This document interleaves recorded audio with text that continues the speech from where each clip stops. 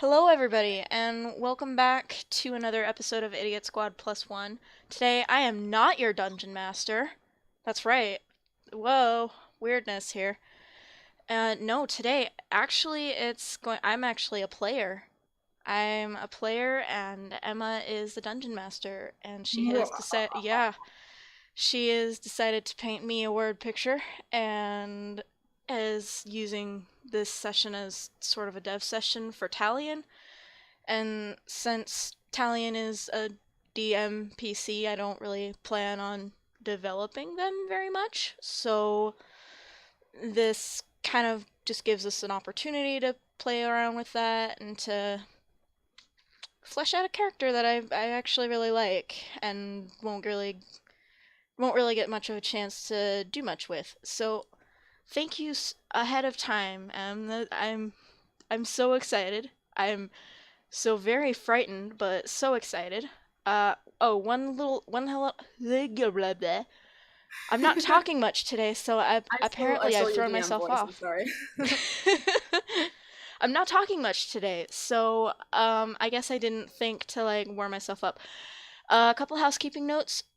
Probably not going to be back into regular sessions this week, just because work is really picking up for me, and I'm not sure it would be advantageous of me to try and organize a session, and plus Chaos's work just picked up a bit, and so everybody's schedules are a little discombobulated. We will try and get back to like a regular flow of things. If not this next week, then like later in the week. In the meantime, let's not worry about that. In the meantime, yeah, let's get started. All right. Hey, everyone. It's Em. I will be your dungeon master for today.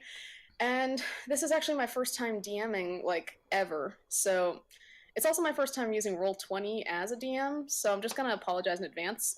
When Max said that I was going to be painting them a word picture, they really meant word picture.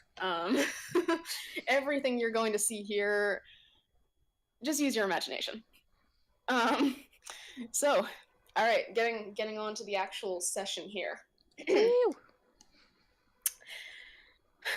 So, Max, you are playing Tallian today, and this dev session is a little bit different from our other dev sessions. Mm-hmm. This one actually takes place in the past.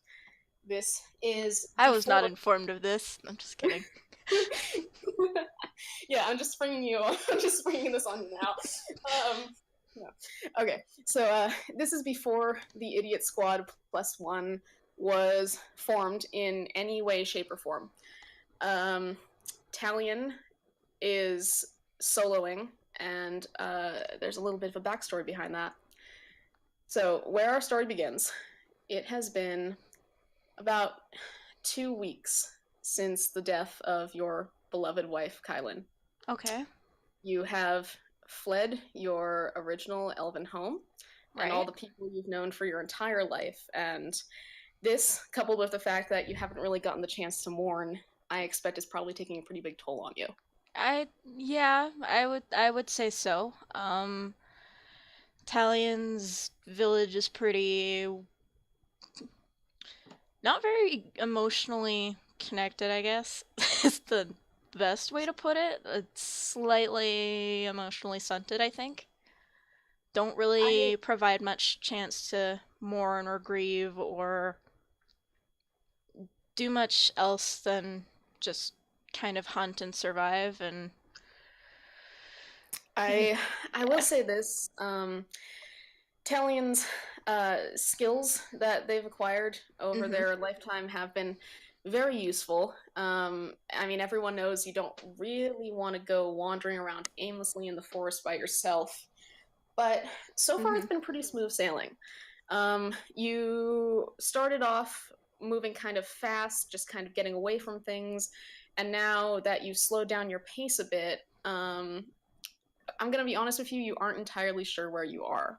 Oh, Um, okay. you do understand approximately where the nearest town is compared to where you lived, but the actual distance is a little bit fuzzy. Okay.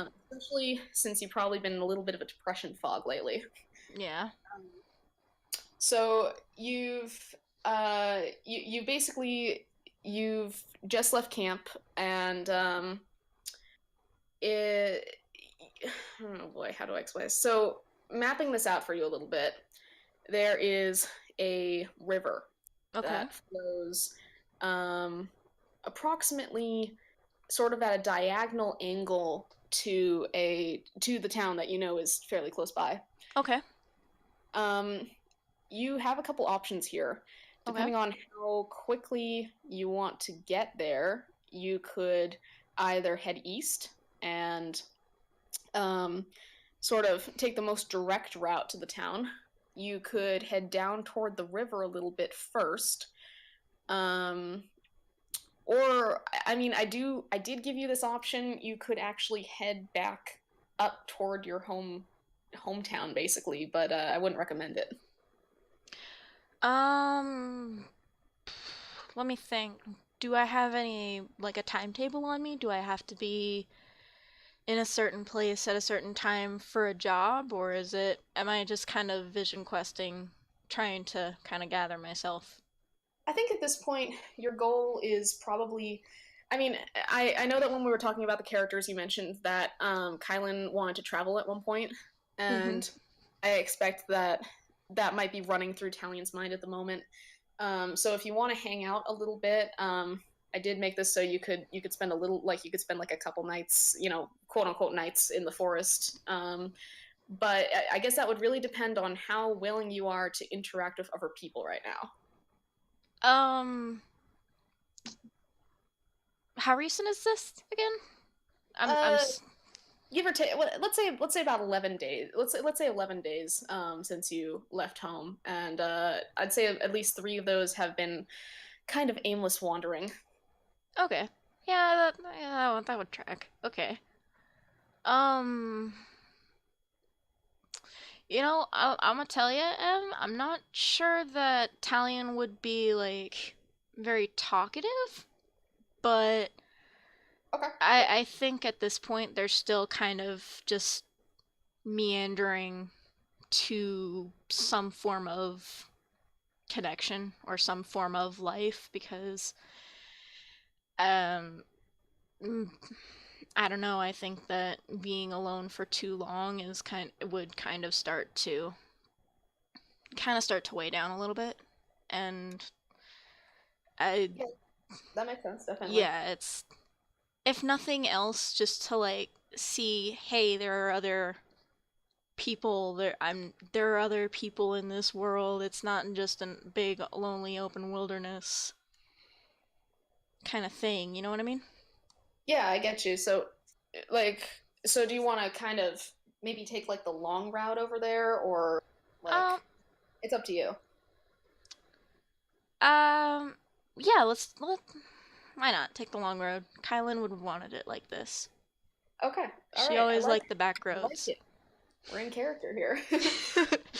I'm gonna be honest with you. I'm probably gonna be tearing up for most of this. Oh, sorry. Besides the fact that I love Tallian a lot, I'm also feeling very emotional in the last couple of days. So, Oh like, God, I'm I might sorry. be like, Oh move dear. me to tears, my dungeon master. Are you sure you want me to? Yes. Oh God. Okay. Okay. Okay. I'm sorry. Go ahead. Proceed with the story. Oh God. Okay. So all right. Let's do our first roll. I'm gonna have you make a perception check. Oh God. No, don't worry.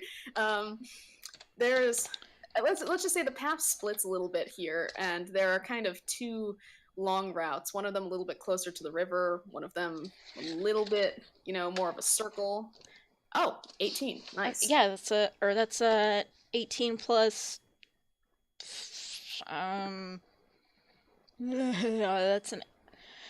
I should get my character sheet out. That would probably help with that. Yeah, this is pretty good. We're Wow, I feel like going. we just switched roles right there. Like I said that to you one time. Okay, actually, Oh. while you're getting your character sheet, I'm gonna grab my secret DM dice real quick. Oh no. Don't worry. Okay.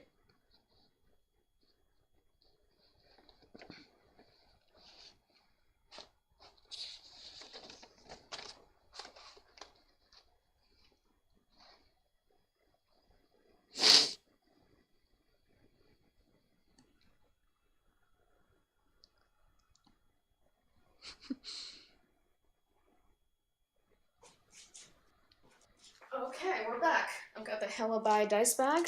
We're ready. Nice. All right. So, Did you mean the Hello Bye bag of die? oh my Anyways, god.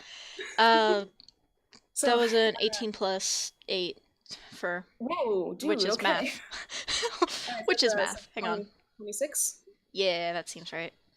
Okay, so, nice. So, um, Oh wait, are we going with level 3 skill checks as well as like HP, or are we just doing? um, I'm gonna allow you to for the purposes of this, I'm gonna allow you to keep everything because there are a couple nerfs I'm gonna be putting on you. Okay. Um, for your moves though, I would probably just go back to whatever you had at level 1. Okay, that works. Um, Cool so beans. 26. Yep, 26. So looking at the path, you can see that one of them is clearly more trodden by adventurers, probably heading more directly to that town than you are.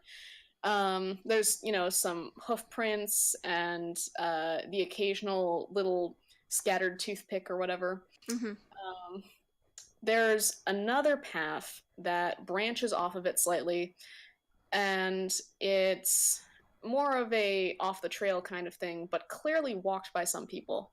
Okay. While you're trying to decide which of these would be better to take, um, you kind of get this sense that something is moving ahead of you a little bit.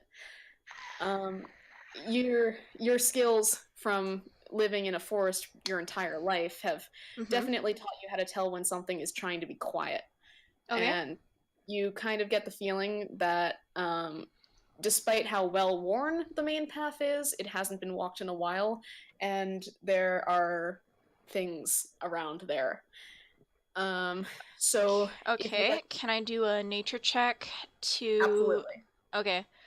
And this is like to kind of either identify what could be trying to be quiet or trying to be I'd uh say this would probably help you decide if whatever it is dangerous or large. yeah, or if I could take it. I'm also gonna copy pasta this backslash roll 20 so I can just be cool. That's fine. Okay, Ooh. apparently wait, hang on. That is a 8 plus um 5, so 13. Oh, okay, not bad. All right, so um, you can kind of tell from the general size that it's not small. Hmm. There's some birds chirping around there though. There's little distractions in the forest. The twigs underneath your feet, the general forest life going on. You can't really get a good zone in on what might live there, and as far as you can tell, there's no signs of particular animals like a den or anything. Okay. Um, so you hear kind of a rustling in the trees. Could be the wind, probably. And Oh, okay. over, I'll give you this on the less worn path, closer to the river. You Mm-hmm. can distantly hear it gurgling, and uh, you can kind of you get the sense that it's sort of like it's at least a good source of fresh water. You're not really particularly low on supplies right now, but um, if you wanted to go there specifically for that, it wouldn't be a bad place to camp, but you could also invite people or animals who wanted to go over there. So it's really your choice between something that may be a little bit dangerous, but if you decide you want to take it, then be my guest, or something that's definitely farther off your route, but could potentially be a bit safer. In the words of a pretentious poet that I don't remember the name of, I think it was Robert Frost.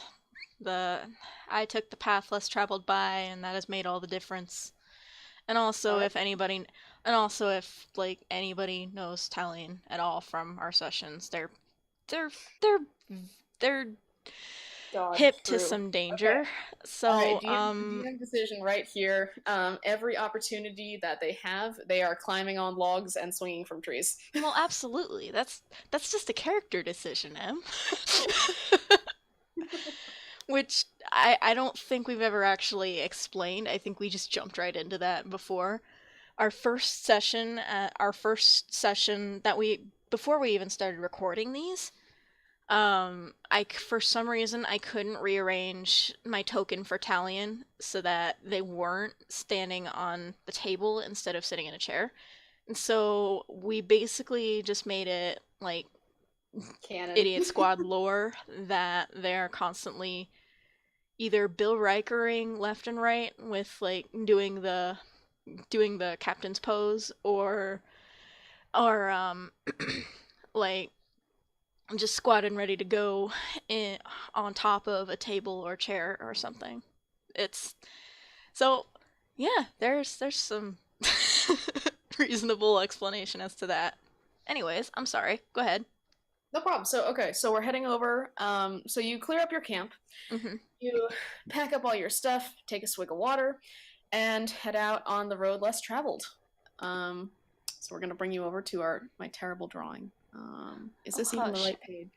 Yep. Okay. So that's totally a river. Yeah. Hey. Oh wait, hang on. Did you move the bookmark that says players to the thing? Just gonna slap your token in there. God. Well, because Um, I can't see the page that you switched to. oh shoot. I didn't even know that was how that works. Yay! Here we go. Okay. It's a cool river. I like it. Thanks. So, so upon approaching it, you realize that this is sort of a twin river. It splits off right about here, and one of them continues a little bit more east. Again, kind of where you're pretty sure there's some civilization, Mm-hmm. and the other one goes down farther and seems to sort of disappear into the wilderness. Okay. Um, the ground around you is sandy. There's some boulders that the water is quietly running over, making that nice gurgly sound. And Pretty. it's calming here. It's very calming. Okay. Um, I'm suspicious. Can I make another perception check? Absolutely. That's a 9, and since I goofed, +10 actually, so I guess a 19? But Oh, yes. for Okay. this low of a score, I will take a penalty, honestly. All right, I'm gonna have you. Okay, I'm gonna have you glance at the map here. So, as you approach the river, Okay. something in the undergrowth. Oh, snap. You turn around, east, right about here, if you can see that, Yeah, I saw that. Okay. and you see what appears to be a long limb reach out of one of the grass patches. Huh. You can't really see anything else about this. It doesn't appear to be moving toward you. It has actually gone still. Um, if you want to, you can make a nature check. I'll say that you can tell anyway that whatever it is probably trying not to be seen right now. So you can approach it. You can make a nature check. You can, I don't know, whatever you want to do. Huh. I mean, my DM senses are telling me this is a trap, but my my passively suicidal character is Oh God! Oh, nothing Tallian, if not intrigued. Tallian, honey. Um, no, I don't think they would approach it right away. Let's do another nature check, I think. Okay. And apparently I don't even know we're in a Ooh. forest. I just completely blank on where we are. No, this is fine. You have the feeling that you're having a little bit of a memory gap right now. You just kind of look up toward the sky like, why me? And when you stay there, still, whatever it is begins to approach. You see it dart from one grass patch to another, and now it's right about. Do I see it? Do I really see it?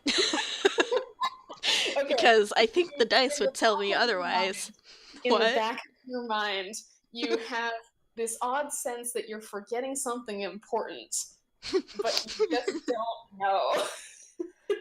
It's approximately 5 squares away. I'll tell you that as a player. Okay. Um Um,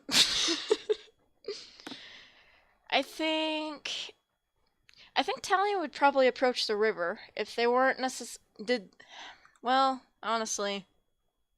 Yeah, I think they'd still approach the river even though they're not necessarily like thinking about oh, I can't move my token. I think they would Oh, probably like approach the river a little bit if okay. nothing else to just kind of get a lay of like which fork is moving faster, if there's like more or less algae, or if there's like just trying to do some like real Bear Grylls stuff to see if like Oh, jeez. By whichever. the way, I just made it so you can move your token. I forgot to set that. Sorry. Yeah, no worries. Oh, I think I can. Bloop. No. Why you do this? Wow, this is so You. frustrating on your end. Oh Yeah. no. Oh no. Woo! There's two Tallians. They're too powerful. Let me just fix that real quick. There we go. Okay. Kill your. Aw, my double's already dead. I'm jealous. So you collect your water from the river, kind of sit there. There's a soft breeze, the water gurgling. It's very healing. I'm gonna be honest with you. This is probably one of the nicest places you've come across since you left home. And sitting there, kind of meditating on it a little bit, reminds you of all the good times that you spent with Kylan. And I'm gonna say that this I was going to give you a couple disadvantages on certain roles because Tallian is in mourning and probably not paying the greatest attention right now.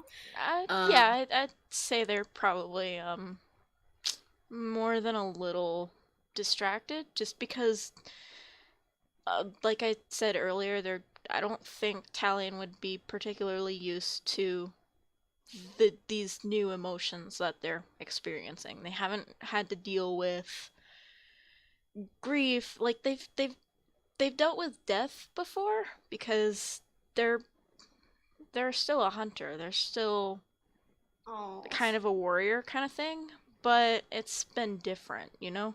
It's of course, definitely. Wow.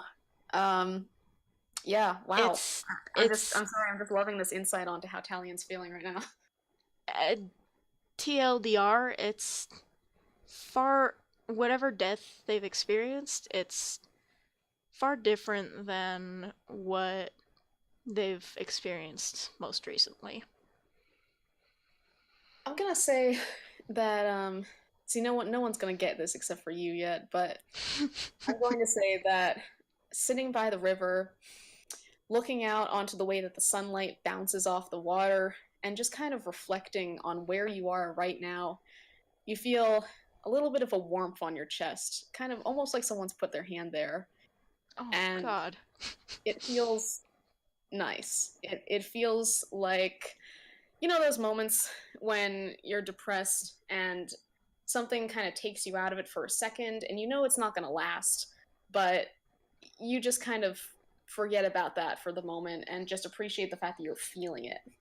Yeah, like you go through so long of not feeling anything that it's like all of a sudden something does you do feel a thing and it's like, "Oh, It's a lot. It's a it's lot. yeah, it's So just suddenly, yeah, a lot." That's kind of a good way to put it. you take the opportunity to kind of clear your mind a bit and sort of push thoughts of missing Kylan out of the way and more focus on the fact that this is probably the nicest you felt since the last time the two of you held hands.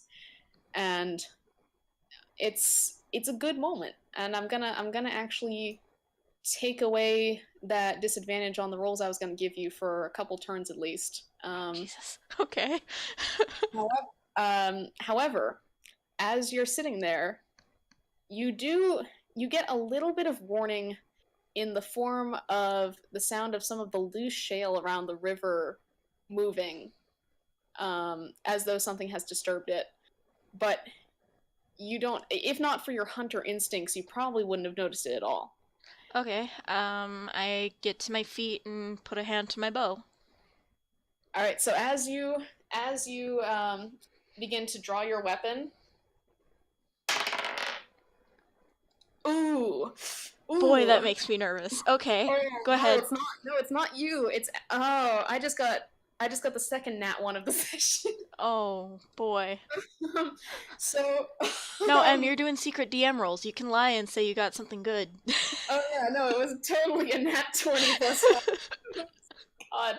Okay, no, so you turn around, you draw your weapon, and you see what looks to be, I'm gonna try to pull this out while I'm talking, um, a large spider. And Welp. when I say large spider, I mean it's a little bit bigger than your head.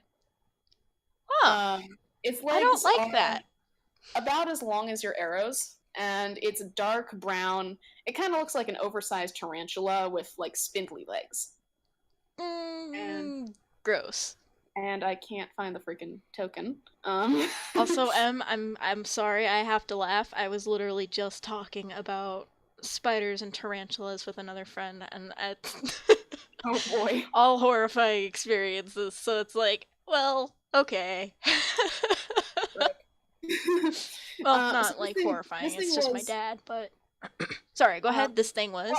it was totally about to jump you. I was actually going to make an advantage roll, um, but as you turn around and you grab your weapon, it just stops and basically gives you the most cartoonish look a spider could give you, and, and Like, bunches its legs up beneath itself and just kind of stays there, frozen for a moment.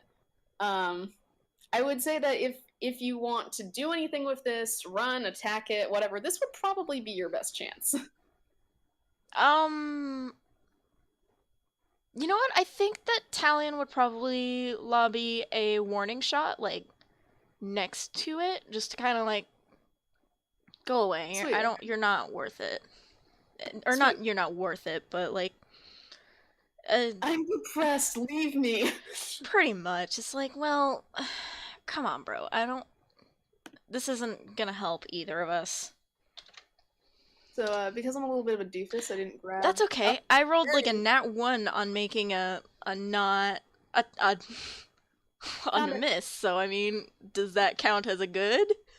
So there we go. We got our spider position now.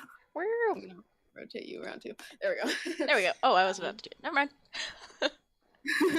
so, uh, I'm actually gonna have you roll for that warning shot. I just did. It was a nat one. Oh no! Oh, two nat ones in a row. Oh. Oh, the dice hate me. Okay. Oh wait, actually, that's three nat ones in a row. Whoa, cursed session. Okay, I just knocked so on wood. you fire a warning shot. You intend to stick it sort of near the side of the spider, just close enough that Yeah. I was so aiming for like here, I think. yeah, that's pretty much what I was thinking. Yeah, so you do that, Hmm. and uh, let's just say your mind is still a little bit elsewhere, and you kind of fumble your shot, Oh no. and Okay. the arrow flies off and pings against one of the rocks nearby, and disappears into the grass. And the spider hisses and arches its limbs, Ugh. and I'm going to say that we are now in combat. Roll for initiative. Shoot. Okay. Sorry, I just wanted to say that. No, it sounds awesome. Isn't it? It's like empowering as heck. All right, I so know, that's you a know, you 19 for battle me. music. Do do do do do do do do do do do do. Sorry. Oh my Anyways. gosh. All right, so the all Or right, no, so it would be do do do do do do do do. Sorry. oh jeez. All right, so the spider has rolled. What do you got? I got a 19. Oh, jeez. Okay, Uh, so plus first 5 initiative, baby. first in the turn order is, do we even need to say Italian? What Woo! would you like to do? I think Tallian would actually. You know what? I think Tallian would try and make another. Would make try and make an intimidation roll to just like get out of here. Oh, sweet, go for it. I'm gonna roll against your intimidation roll though, because I feel like the spider is also trying to be intimidating. Well, it's a spider. How charismatic can a spider be? You'd be surprised. No, Oh no, for god. real. It's Well, probably. apparently very charismatic because that was a 10. Oh yeah, I'm gonna give the spider a -1 on charisma, so I'm gonna give that a 15. Oh, yeah, so it's very not intimidated by me. Okay, so, Yeah. here's If the next anything, question. Was that a if anything, it's kind of squinting its 8 eyes at you, just kind of like, bro.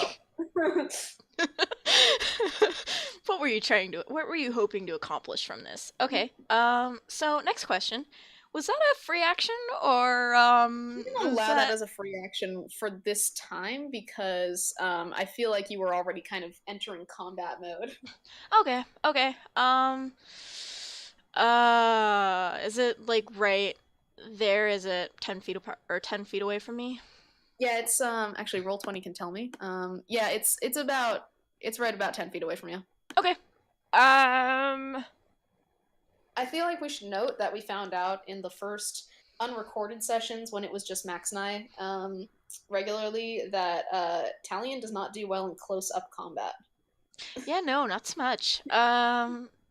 You know what? I think they would probably take a step back and try and lobby an arrow. So they're gonna move there Okay. Yep. and still have a range of like, even with my longbow, I have a range of like 20 feet.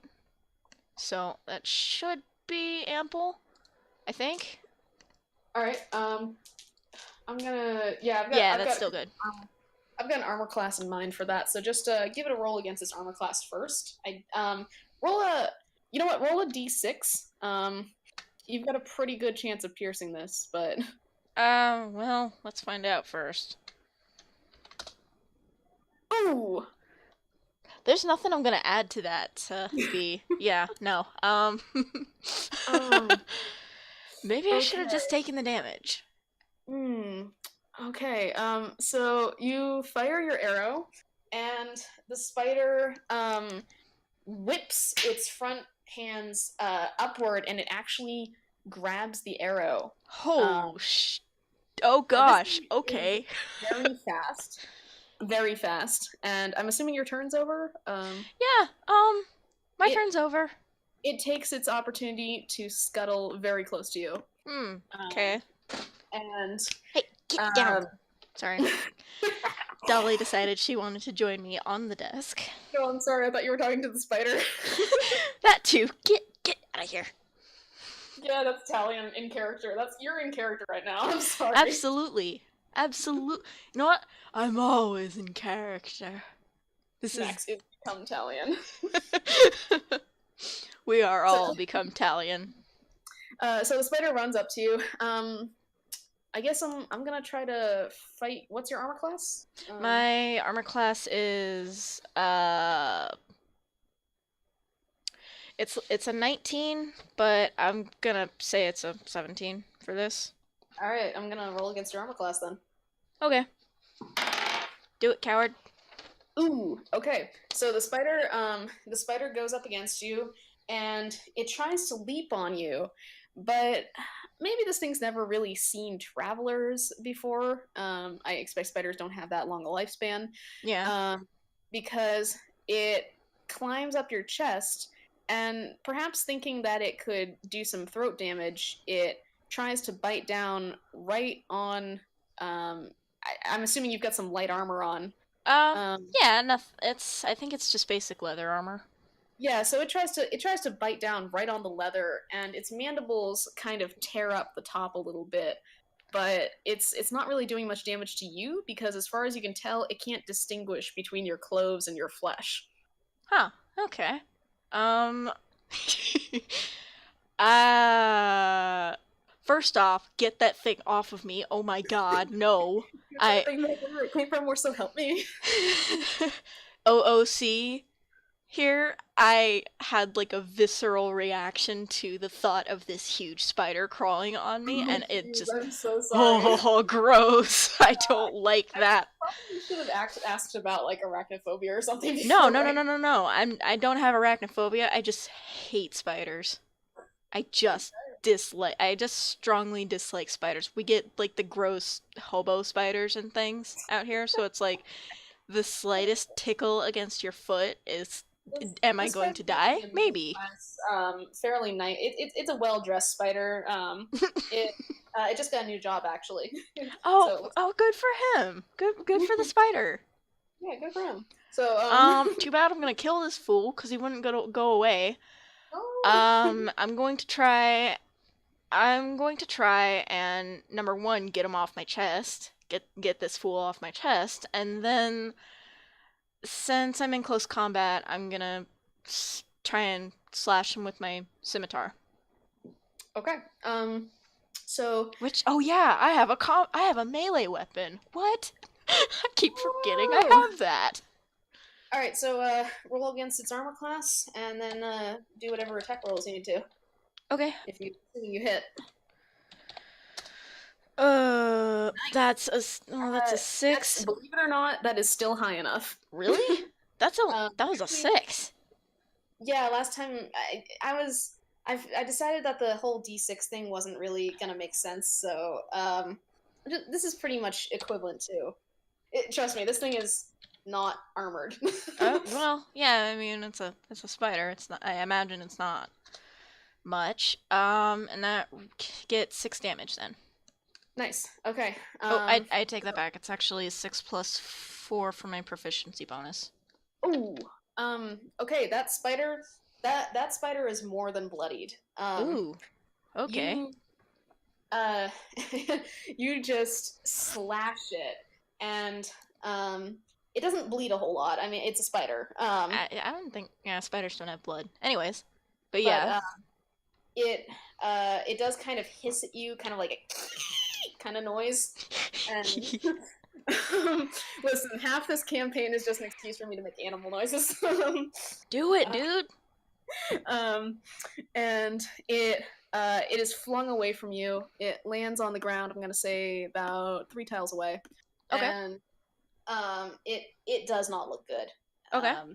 It kind of stands, and you got it right across the body, so it scuttles a little bit away from you actually, but it's not going very far. Does it look like it's trying to escape, or is it just like trying to disengage slightly? I'd say it's hard to tell.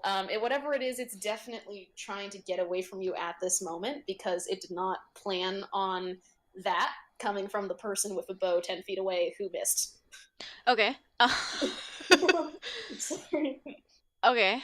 I would like to ready an action. All right. And I want to, when it comes closer to me, I will launch an arrow. And Okay. then I will try and make one more intimidation check. Okay, that's fair. So the spider, it scuttles another tile away, and it kind of staggers, and then seems to make a decision after a moment. And it's going to use. It's only got one tile of action left. But that's a 16 on my. That's a 16 on a intimidation check, by the way. Oh wait, I'm sorry. No, it's not your turn. Never mind. Go ahead. What? Or it's not my turn. It's not my turn. Never mind. I'm sorry. I'm getting ahead of myself. What? We'll just use that roll. So it's scuttling around, kind of in a waltz move, just kind of back and forth a little bit, and staggering, but still on its feet, and it focuses on your face, and it seems like it has suddenly realized how you work anatomically. I don't like that. Okay. I don't think I like that much. It's going to roll disadvantage on trying to leap at your face. Okay. Well. Alright, so that. I guess it doesn't really trigger a ready action then. Never mind. Go ahead. That first roll is 11. That second roll is a 16, so it gets an 11. So it jumps you. It misses its mark a little bit, and it's kind of clinging to your leg. Boy, I don't like that. Okay. You can still make that intimidation check if you want, or whatever. You know what? No. I am going to I am going to punt it like the spiders in Jumanji Oh boy. and just try and punt this You're gonna jerk. do my favorite spider boy? I am going to punt your favorite spider boy. So that is that's a 7. I think the unarmed melee is like it's like 1d4 plus your strength, which is not good. Yeah, I remember Tallian strength isn't that high. A bit not good. Mm. And it's been 900 years since we have done an Anything unarmed requiring strength attack. check on Tallian.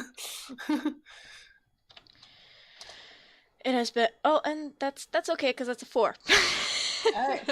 Yeah, you're really killing it today with those nat 20s. I mean, nat Right? ones. Nat ones. Right? You'd um, swear it's Critmas. so, yeah, it's happy new fail, but I love it. Okay, I'm sorry. Go ahead. Proceed. no, so you swing this down on the spider, and Oh you. no, no, no. This was me kicking the spider off of my Oh, leg. this is you kicking the spider. This Okay. is me kicking the spider from my leg, my friend. Are you kicking it with the foot that it's not attached to, or are you flinging your leg around wildly trying to sling it off? Um, More the latter, I think. Okay, so you flail around a bit. Normally that probably wouldn't have done much, but the spider is it's not holding on well. Probably So getting jostled around a little bit, maybe. well, so it falls to the ground, not far from you. I forgot to move it. Not far from you. Oh, that was frightening to watch. It was like all of a sudden, okay. Sorry, that was the last turn's move.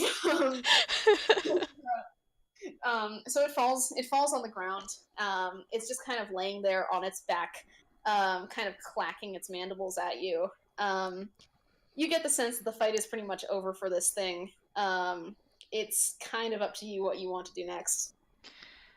uh, okay, here's a question.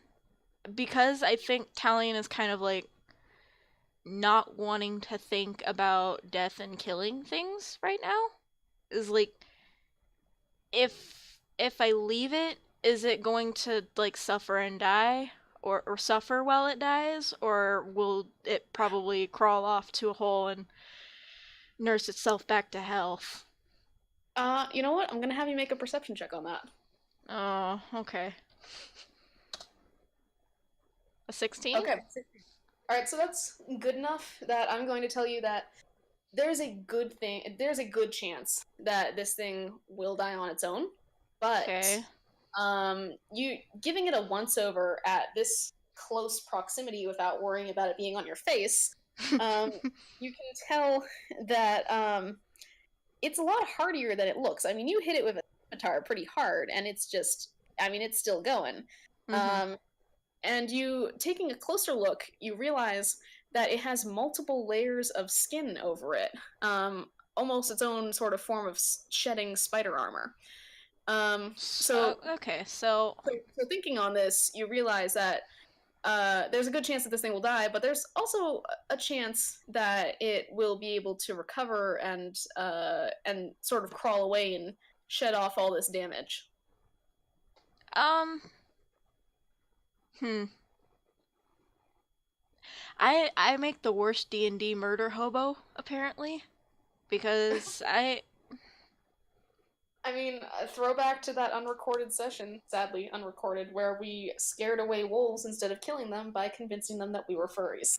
I just it doesn't feel true to Tallian right now to be killing unnecessarily. All So right, that is perfectly reasonable. I think that they would probably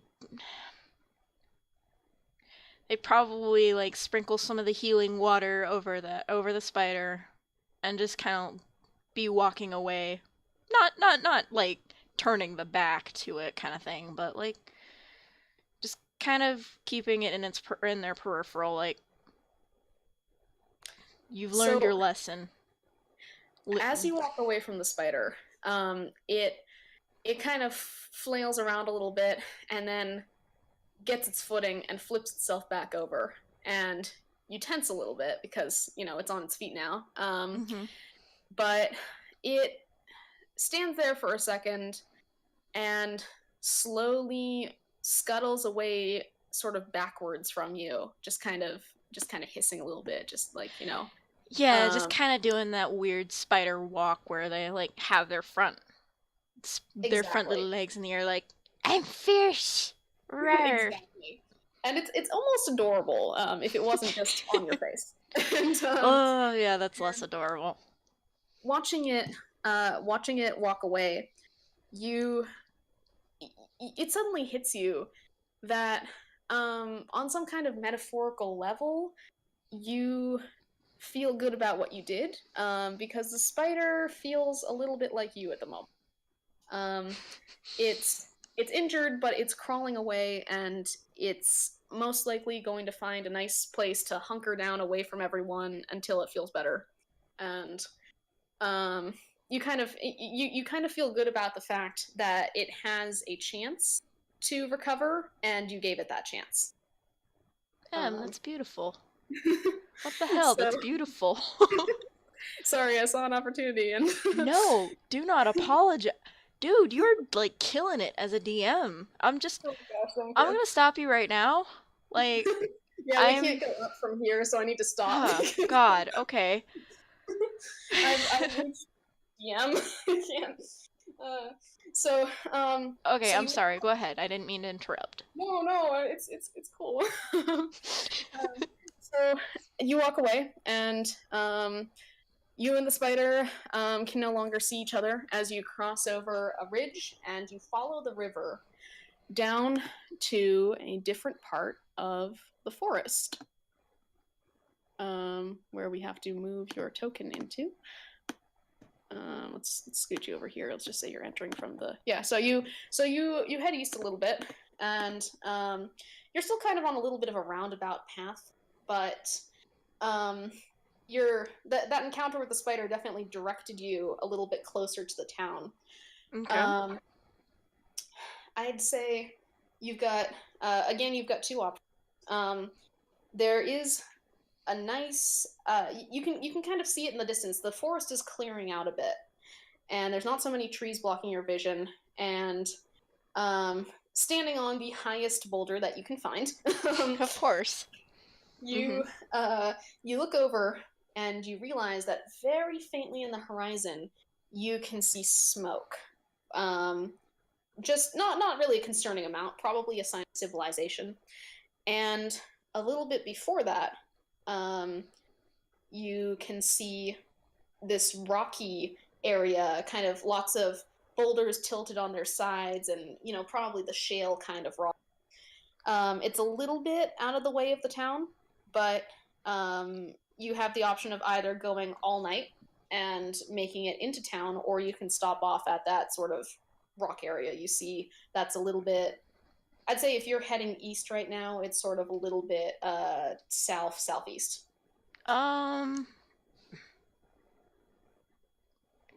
does it seem like there's like a clear and present danger that way? Like, not in the sense, not in the sense of I'm going to intentionally go get hurt, but No, there something's actually different, I guess. uh no, I mean the sight of the smoke puts you on edge a little bit, but both areas, I mean, they're still like a day. They're like a day travel away. So you can't really tell very much immediately. Um, those places seem fine. If you want to make a perception check on where you are right now, you can. Um, Um, yeah, I probably should just to like get the bearings a little bit. okay. And that's a critical failure. Wow. Okay, so you trudge blindly through the undergrowth. You are thinking so much about your encounter with the spider that you are not paying attention to anything. And Okay. I'm gonna give you a little bit of a break here. That I mean that seems par for the course for Tallian at this moment, but you don't whatevs. you don't even see what it is. Something tries to jump you and stops as you pass, and it just kind of doesn't do it because whatever is passing through its habitat right now is so incredibly oblivious that this animal gets the sense that it's also dangerous. Oh, wow, that makes me nervous. Okay. Okay. Um, so should I make like a dungeoneering check to see if I can get my bearings and roll another one so I can. Go for it.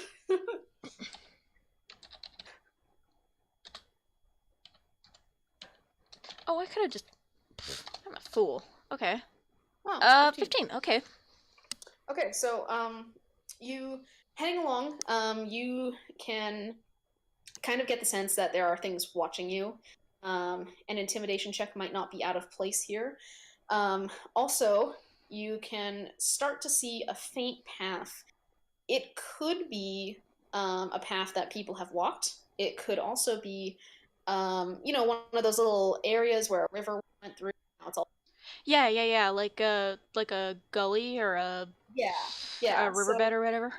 just sort of like a little sandy trail. And it seems to be going kind of right in between your two potential destinations. So you get the sense that that's probably a good thing to follow.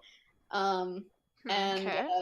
if you veer a little bit south, you will end up at the rocks, which do look like they're closer, and you'd get to by nightfall. However, it is also not a backtrack, but it's a little bit. It puts you closer on the map to where you came from.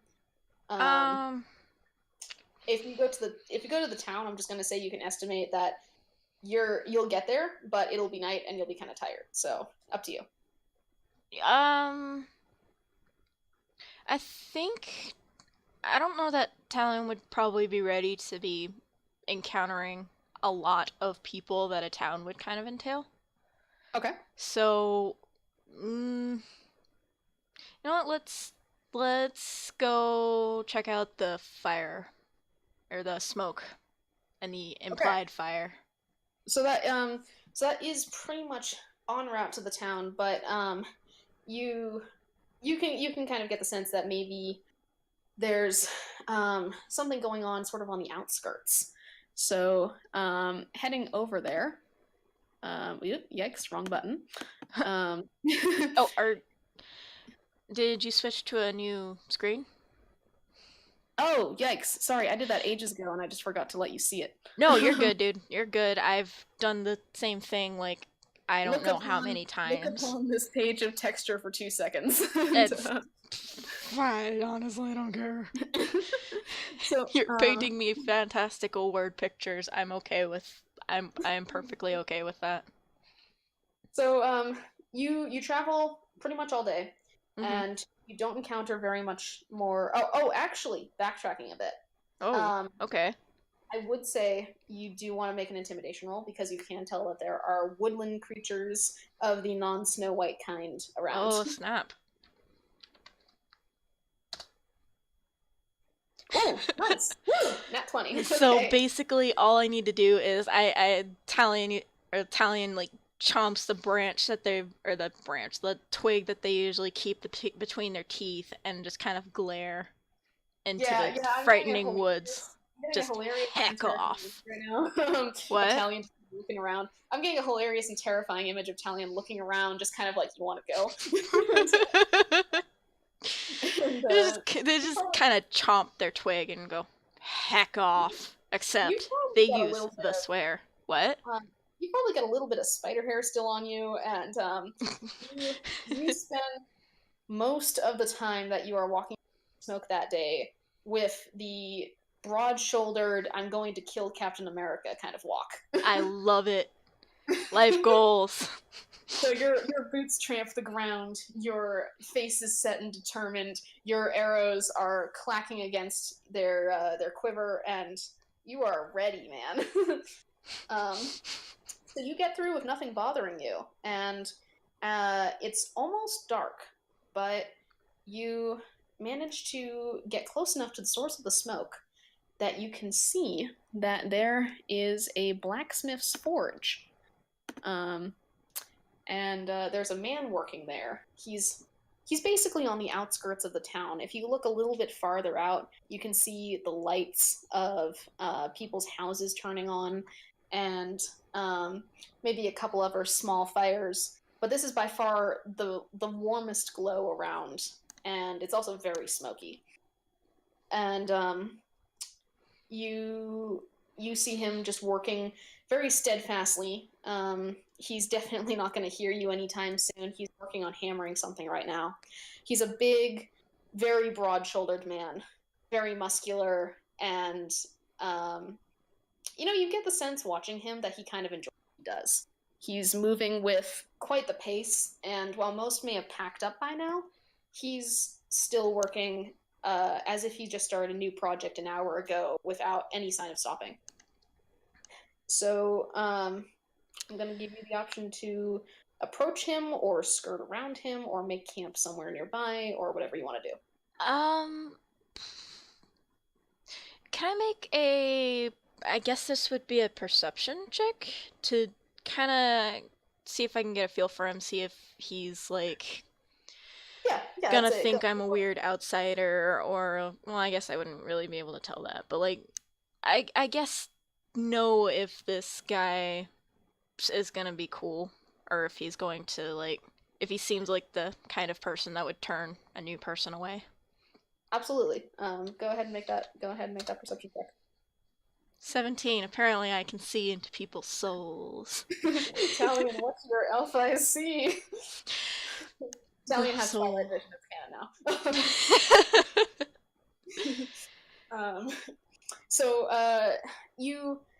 when the man turns and leans over his coals for a second, you get a glimpse of his face. And while it is hard and rough set, he really does seem to be enjoying what he's doing. He's got the faintest of smiles on his face. Watching him, you notice that around him there's a table with a plate on it and kind of a jug next to the bench, and you feel like maybe this is a nice family guy. Like maybe he's gonna go home to his significant other and as soon as he's done working and put the kids to bed, and he's probably a pretty decent guy. I like him already. Okay. You know what? I think that Tallian would kind of get like out of the tree. Is this in like a clearing, or is this You kind are of still in the woods, or what's kind of the setting here? You are right on the edge of where forest ends and civilization begins.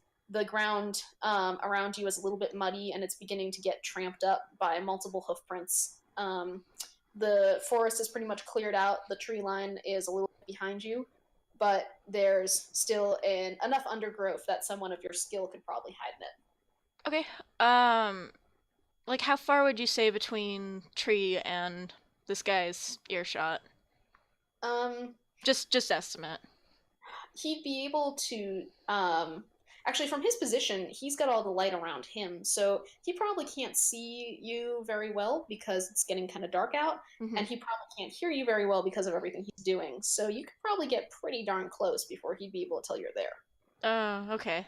That makes me a little nervous, but well, because I was thinking like knock on a tree and kind of like, hey, let you know I'm here. Or the only distant warning that I can think of would be an arrow at him, and I would not recommend. Yeah, that seems like a very bad decision, especially for a potential friend. That seems like a very bad choice on my part. So, does this shot? I'm thinking way too much about this. I'm sorry. No, I like it. I like it. Okay. Let's see. I think I would circle back to like the front of his shop kind of thing and like make it seem like I was a customer coming from the back kind of or coming from like the front to meet him at the back and like hey, I'm not trying to surprise you or anything, but kind of trying to look like you came from the village almost. Like I don't know, maybe that, but I don't I get the feeling Tallian has a slightly more been out in the woods, hasn't touched a hairbrush in 8 years, and doesn't They look like they've attended to personal they don't know hygiene it kind of yet, thing. but they actually have a twig with some berries on it in their hair, and there's a couple of birds pausing on their way back to their nests tonight, grabbing them from there. I mean, pretty much between woods person and hunter and like just generally depression mess. I don't think that they would be paying much attention to themselves. So I don't I think and I think they realize that, and I don't think that they're thinking they're gonna fool anybody otherwise. But uh, So you approach the blacksmith slowly, and more you're just I don't want to get a black. I'm more just I don't want to get a hammer thrown at me yeah, kind of that thing. makes sense. I feel like startling the guy who's working with hot metal isn't a good idea. Yeah, Um, so I think Tallian would kind of circle back to the front and like knock on the side of the workshop as they approach, just like, "Hi, do you work here?" okay, so as you approach, your woodland friends scatter off to go to bed, and you you stand there, your hair unbrushed, a twig with like two berries left on stuck in your hair, um, a, uh, a quiver of arrows and a bow slung across your back. Your boots are covered in mud, and more just your face. You look like you've seen some stuff. And so you. Oh wait, I'm gonna move you. So you approach the blacksmith's forge, Ooh, and okay. you add your. Oh, here, I can do that. Here, Okay, it's oh, okay. well, I can't move the token that you add for me. If you Oh, want me really? to, if you Oh, want me to be able to move no, it. here, go ahead and add it yourself. I don't know how Roll20 works. You might have to like enlarge it just a little bit. Oh goodness! Here, I can actually. I think I can enlarge. Oh gosh, There I'm so sorry. This is. Oh, I still can't touch. Oh no! Wait. Can I? Did I goof? Oh, okay. I oh, nice. I don't know. Here, I'm gonna rotate. There we go. Boy, So, Roll20 is so much more frustrating on this end. I'm sorry. I am sincerely sorry to you and to Hannah and to Khaoz and to everybody else. I'm very sorry. I had no idea it was this frustrating at times. it's okay. It's okay. We figured it out. So, I'm sorry. so, Anyways, proceed. you, yeah, you look like you're just so beaten down. Your face for the last several hours has been frozen into "gonna kill Captain America," and you try to approximate it into a smile. You're kind of going. You've got those depression thoughts going through your head, where you're like, "Is this what happy people look like?" Yeah. Yeah. I get that. Okay. And you and you greet him, and he turns around. He's still got his hammer in one hand and his hot metal he's got sort of like a fire poker in his upper glove, and he kind of breaks into this smile when he sees you, and you can't really read. It's like, is it a happy smile, or is it like, oh hi, Customer service smile. talk to, yeah, or is he smiling because he thinks you'll go away, or because he thinks you're there for, to give him a job, or what? But regardless, he's giving you a happy expression. So, and he kind of raises one hand, like, give me a sec, and turns back to his tools, and he sets down what he's been working on, and stands up, cracks his back, and takes off his gloves to shake your hand. So, I do that. I shake his hand. so he has a very, very big hand, a very warm handshake, but and it's a little sweaty, but you don't mind too much. Yeah, dude was working with fire. I think I can excuse it. And his attitude totally makes up for any potential, bodily body sweat or anything, Yeah, yeah, yeah. because he continues smiling at you, and you're starting to get the fact you're starting to get the sense that it's probably genuine. Cool. And he says to you, "Well, well, howdy. I don't believe we've met before." I'm sorry. I I don't know what that voice is. Okay. No, I was just thrown for a second. Anyways, this I is the was voice I just was gonna do, but I veered off from at the last second before I opened my mouth, which was like, "Well, howdy there." It's okay. I just Brings you to these. I'm suddenly picturing Asgore, and Oh I god. Yeah, love yeah, it. he is. He's a little bit of an Asgore And figure. yeah, just the way you've described. I'm sorry, I didn't mean to. I didn't mean to segue into that. I was just a little bit thrown off by being greeted with a howdy, I guess. Yeah, um, you don't seem like a howdy kind of person. Oh, how um, about what are I you? hi. What, I'm not from around here. My name's Tallian. I was just wondering if maybe there was a place I could get a cheap room for the night. I'm just passing through, but and he kind of his face goes sour for just the briefest of seconds, and oh it's enough to no. head. But he turns away for a sec, and he corrects it, and glances back at you and says, "Well, I would direct you to our local inn, but we've had a little bit of a problem. You see, we've had some issues with some bandits lately, and the innkeeper, darn that man, he's, well, I don't know how to put this without making it sound kind of awful, but he's not very kind to people of certain types." Ah, no, he's not a he's some kind of racist. Great. Okay. uh, Fun. and he gives you this kind of apologetic look and goes, "Look, I'm really sorry. We I don't want to give you the wrong impression about our town. We would gladly welcome you. It's just you understand sometimes when people have some prejudices and something happens to make them hardened in those beliefs. What I'm trying to say is that we've had a lot of half elves coming in here and attempting to rob us, and he's not a very reasonable man to begin with. And I wish I could say that you could get some cheap room and board there, but I wouldn't recommend going over there right now." I, on a side note, I think Tallian kind of like flicks their ears back a little bit.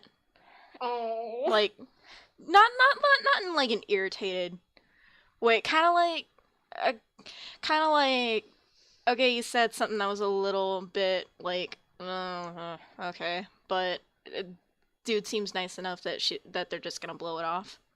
Cause Yeah, I like, get and I think Tallian kind of keeps up there. Is this how normal people smile? you. And it kind of nods. And I understand. Well, okay. Can I make a perception check to kind of get a feel for like how this guy operates, like what he seems to specialize in, if there's any family Yeah, photos or anything? definitely. Definitely. Let me get to the dice to the chat log and I can do that then.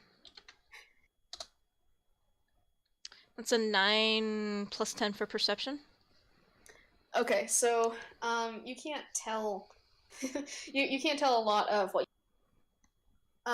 looking at his clothes, they do appear to be handmade. The work he does, you look over at the table and you can see what you can assume to be stuff that he's made, and you definitely don't really have an eye for this sort of. It looks like it's pretty good, and and maybe you can't really tell this guy's situation. You don't know how he lives, but you can tell that maybe he's a guy who's good at what he does, but doesn't make that much money, which would make sense considering that he comes from a rather small area. There's not a lot of people to commission him. Yeah, okay. What did you say he was making? He's currently working on, well, it's kind of a blob still right now, but you can see that it appears to be forming into the shape of a short sword or like a long knife. Oh, Um, cool. and the stuff on his table is a little bit more benign. It's some farming tools, some new fire pokers. There's something that looks sort of like a cuff bracelet, and looking around further, you can see that he has a basket of what appears to be homemade jewelry. Oh, cool. Okay. Um, I I think Tallian would kind of look back at. I'm sorry. I don't think I even asked his name. I'm sorry, Oh, sir. I didn't ask your name. My name is oh, Tallian. What did oh, you say well, your name it's was? I'm trying not to make it the random Lord of the Rings name that just popped into my head. Steer into the it, token. it's Tyron. Tyron. And you said you were Italian? Tallian, yes. Let me get a piece of paper so I can write your name down, Tyron, because I feel like I should be taking notes a little bit. Because Wait, sorry, I thought that was in character, and I was like, wait. no, I am just a I am I gotta admit, apparently I was bad at practicing what I preached, and I didn't prepare with like notes, and so I'm now scrambling around my game room looking for paper. So give me like 2 seconds.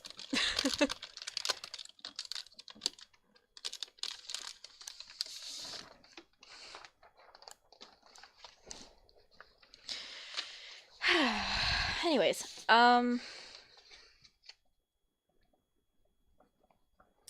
So he I just wrote down the spider will remember that like it's some flippin' Telltale game, and I love it. so ominous, and I love it. Right?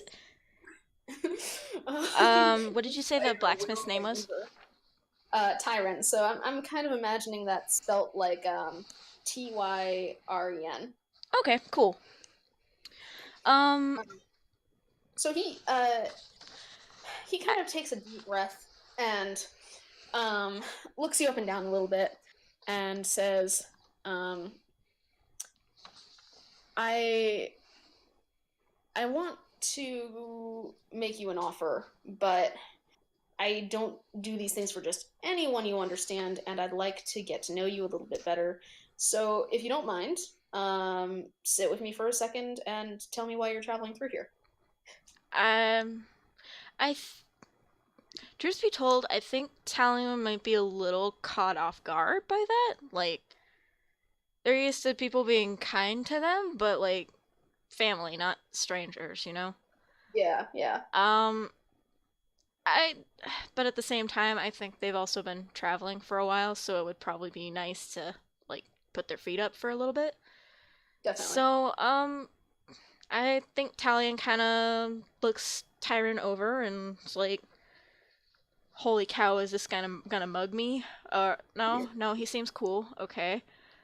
Um, and then I think they finally like, yeah, of course, I'd love to, and just kind Okay. of like, still seems a little bit on edge, but decompresses slightly. So he pulls out uh he clears a little bit of space on his workbench and sits down on that and lets you have the one stool there. And unbeknownst to him, that Talion would probably just stand on something instead. Oh, of course. No. They're sitting like L. Oh yes. So he kind of goes like, hmm, and scooches himself over into the stool, like, well, if you're not going to use it. and and he sort of pats his thigh and takes a deep sigh and says, "So, what brings you to our little town?" Um, I think Tallian would be fidgeting a little bit with the ring, their wedding ring on their ring finger, and just kind of muse, I'm just wandering. I spent a lot of time in a I spent a lot of time in my village just being in my village. I thought it was time to wander for a while. Hmm. And he kind of gives you like a little bit of a suspicious look, like. Yeah, that was. I realize now that probably sounds really sketch, Well, I but mean, considering that I just mentioned bandits earlier, that's yeah, really. yeah. He looks at your face and he seems to kind of come to a conclusion, and he doesn't look like he totally doesn't trust you yet. Okay. But he glances down to your hand, and kind of inclines his head toward the ring that you're fidgeting with, and says, "Someone special?" I, truth be told, I think Tallian like kind of. Oh, I think they're caught off guard a little bit by that.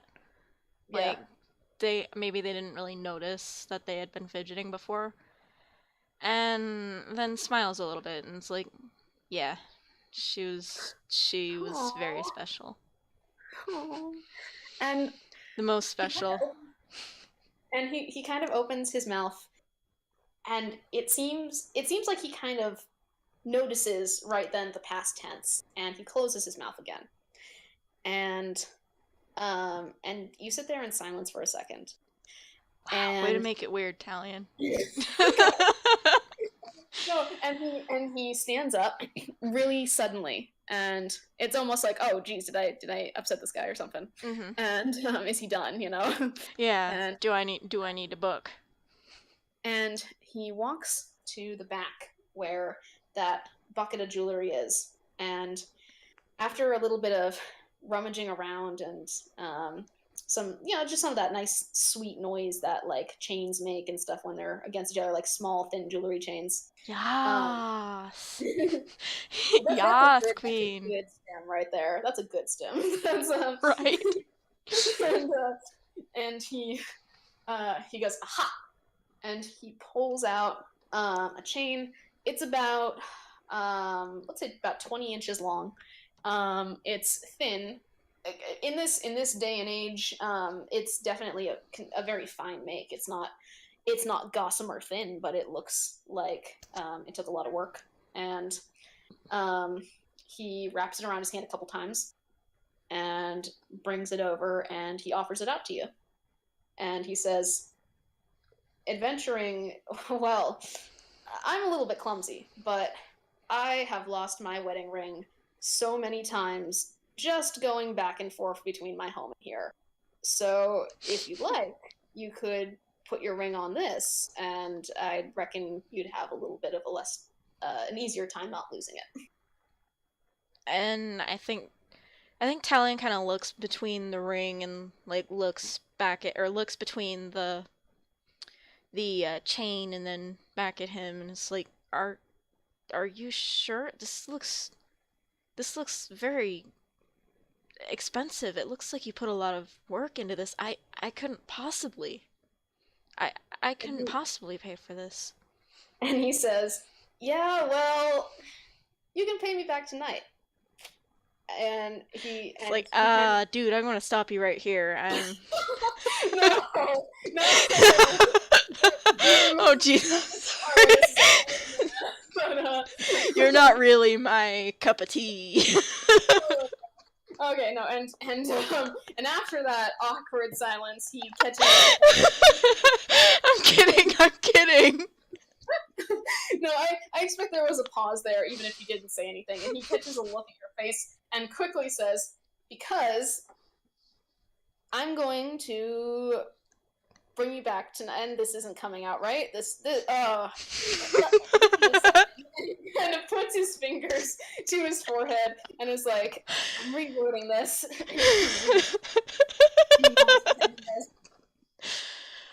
And he says, "My wife is used to me coming back late, and I and I expect that you need a place to stay.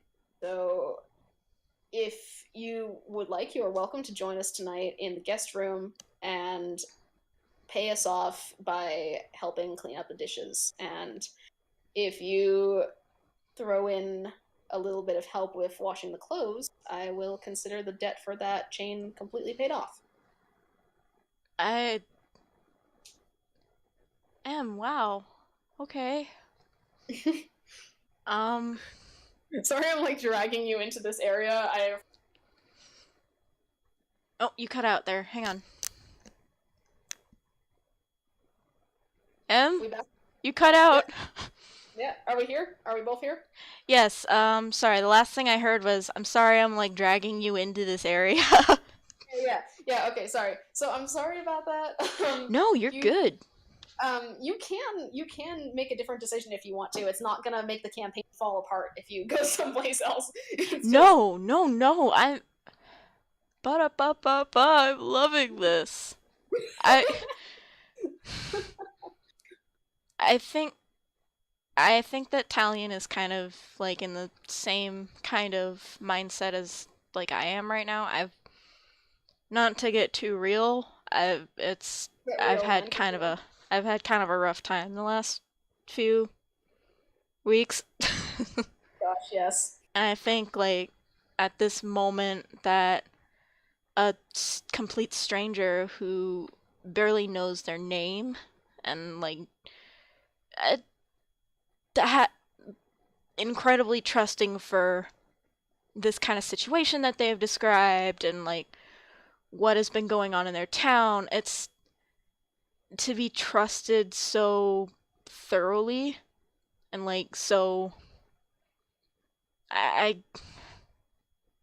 almost blindly I think is I think Yeah, that's pretty accurate I here, think actually. Tallian just kind of I think Tallian just like still stares at the chain and is like there's tears in their eyes kind of thing.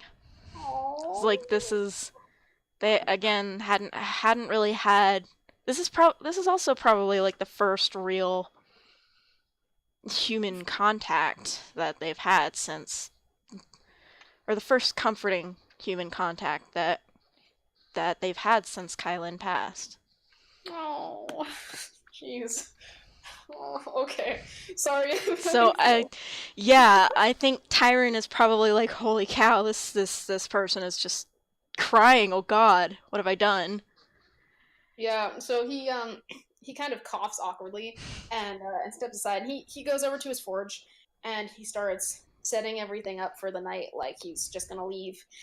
And his hand lingers over the project he was working on, like he wants to finish it, but he glances back at you, and it's kind of like he's setting up to leave, and if you're still there by the time that he's done, then he's assuming that you're taking his offer, kind of thing. And I think that Talian's like weird, like kind of cathartic tears, kind of like ebb into just this huge smile, like probably the realest smile that they've had in a Aww. long time, even technically before Kylan's death, kind of thing. So like, yeah, I think they kind of pick themselves up a little bit and are like wiping tears with the heel of their hand and just kind of like smile at him and say, Tyron, if you'll have me, I would be more than happy to help. I Oh, would be more than happy to help your family. Thank you. oh goodness. Okay. So he um so he gives you a smile back, and he shakes your hand one more time, and says something along the lines of something along the lines of I'm the one right. I didn't hear what you said. Sorry, I was saying he was gonna say something along the lines of, and then I was thinking like I'm literally the one who's doing this guy's dialogue. Like why? um, and no, so he says to you, Well, you know, family can always get bigger, and there's a lot of distrust going on right now, and I feel like you have to make up for it yourself, like you have to, if someone's not pulling their weight, you have to be a little extra kind in return. And he you okay? Are you okay? I'm okay, but oh my god, that just like, oh my God, gosh. I planned this like a month ago, and even then I was like, oh god, it's gonna be like this is gonna do us in, but I didn't expect to this level. Like, Oh my god, I'm feeling so many things and I'm so happy, Emma. I'm oh, so I'm happy. just really happy you're enjoying it. I wanted this to go well. Like, Yes. Oh, okay, I'm sorry. I don't mean to keep interrupting. You're no, it's okay. Actually, since we're paused for a second, I was just gonna say, I know you gotta go get some sleep soon. This I plan this kind of as a three-part kind of thing, and we're basically at the end of part two, so I can speed it up a little bit if you need to go soon to kind of uh come to a good conclusion. Nash, I think I should be fine. Honestly, Okay. I'm kind of operating on the assumption of just screw it at this point, so I should be fine for a few hours. Um. All right. So we'll continue. Just let me know if you're getting tired or something. Yeah, no worries. I am gonna take a drink though. Oh yeah, actually, I'm gonna do the same thing. Gosh. Okay. So, um, good breaking point there actually, because he um he leads you out of the forge and toward the town, and you realize as you're approaching that it wasn't quite as straightforward as you thought at first. He's on the edge of it, but the actual entrance is sort of off to the side. This is also where the river runs through, incidentally, Mm-hmm. and you sort of follow its path to end up at what appears to be basically the front of the town where everyone comes through. There's a fence, but it's wide enough to let several horses through at once. And there's one person standing at the entrance, probably keeping watch, who nods at you as you pass by. And Tyron gives him a friendly little tip of a hat and continues on without saying anything. So you follow close behind. And um, Can you. I make a perception check, like how weird if it would be No, weird for me to like pull my hood up? Not like it's cold, or not like I'm trying to disguise my face. More like it's cold. My yeah, no ears worries. are At, cold. at any point here, make whatever checks you want. Just let me know if you're going to make them. Okay. Well, I guess I would. Um. Nah, I don't think it would. Let's just wear them ears out and proud, I guess. Yeah. Okay. Elf Pride. We're We're actually gonna scooch over. So this Oh, is are the you changing scenes? yep. Um, so this is the horrendously Yuki. unfinished town overview I gave you. It looks good to me, dude. Oh my gosh! I forgot to finish drawing. Oh, that's immortalized on the. Got to finish drawing the town hall. Oops. That's okay. It's um, all so good. It's all good. so anyway, you you head over to like the corner kind of the town, down still close to the river. You can't see them on the map, but we're going to use our imagination. There's a few scattered houses. This is kind of like um, this is the area outside the forest where everything kind of gets flat because of wagons coming through and people farming. Mm-hmm. So the town itself is actually very spread out, and you you don't really see a whole lot of it passing through this part. You get the sense that it has a very small population, but takes up a fairly large area, Okay. um, and um, you looking around, you can see some sort of outdoor cooking areas, almost almost like this is more the place where travelers come and stop by, and people make their living without worrying too much about the elements or the weather. It's just a very open, very we can, if we just put out the fire and, put the pig in the pen at night, we're going to be fine, kind of thing. Okay, cool. And, this could also be why they are potentially so vulnerable to bandits. I mean, yeah, I wasn't gonna say it. You can be as happy dippity doo dah day as much as you want, but still gotta have some defenses at some point or another. Yeah.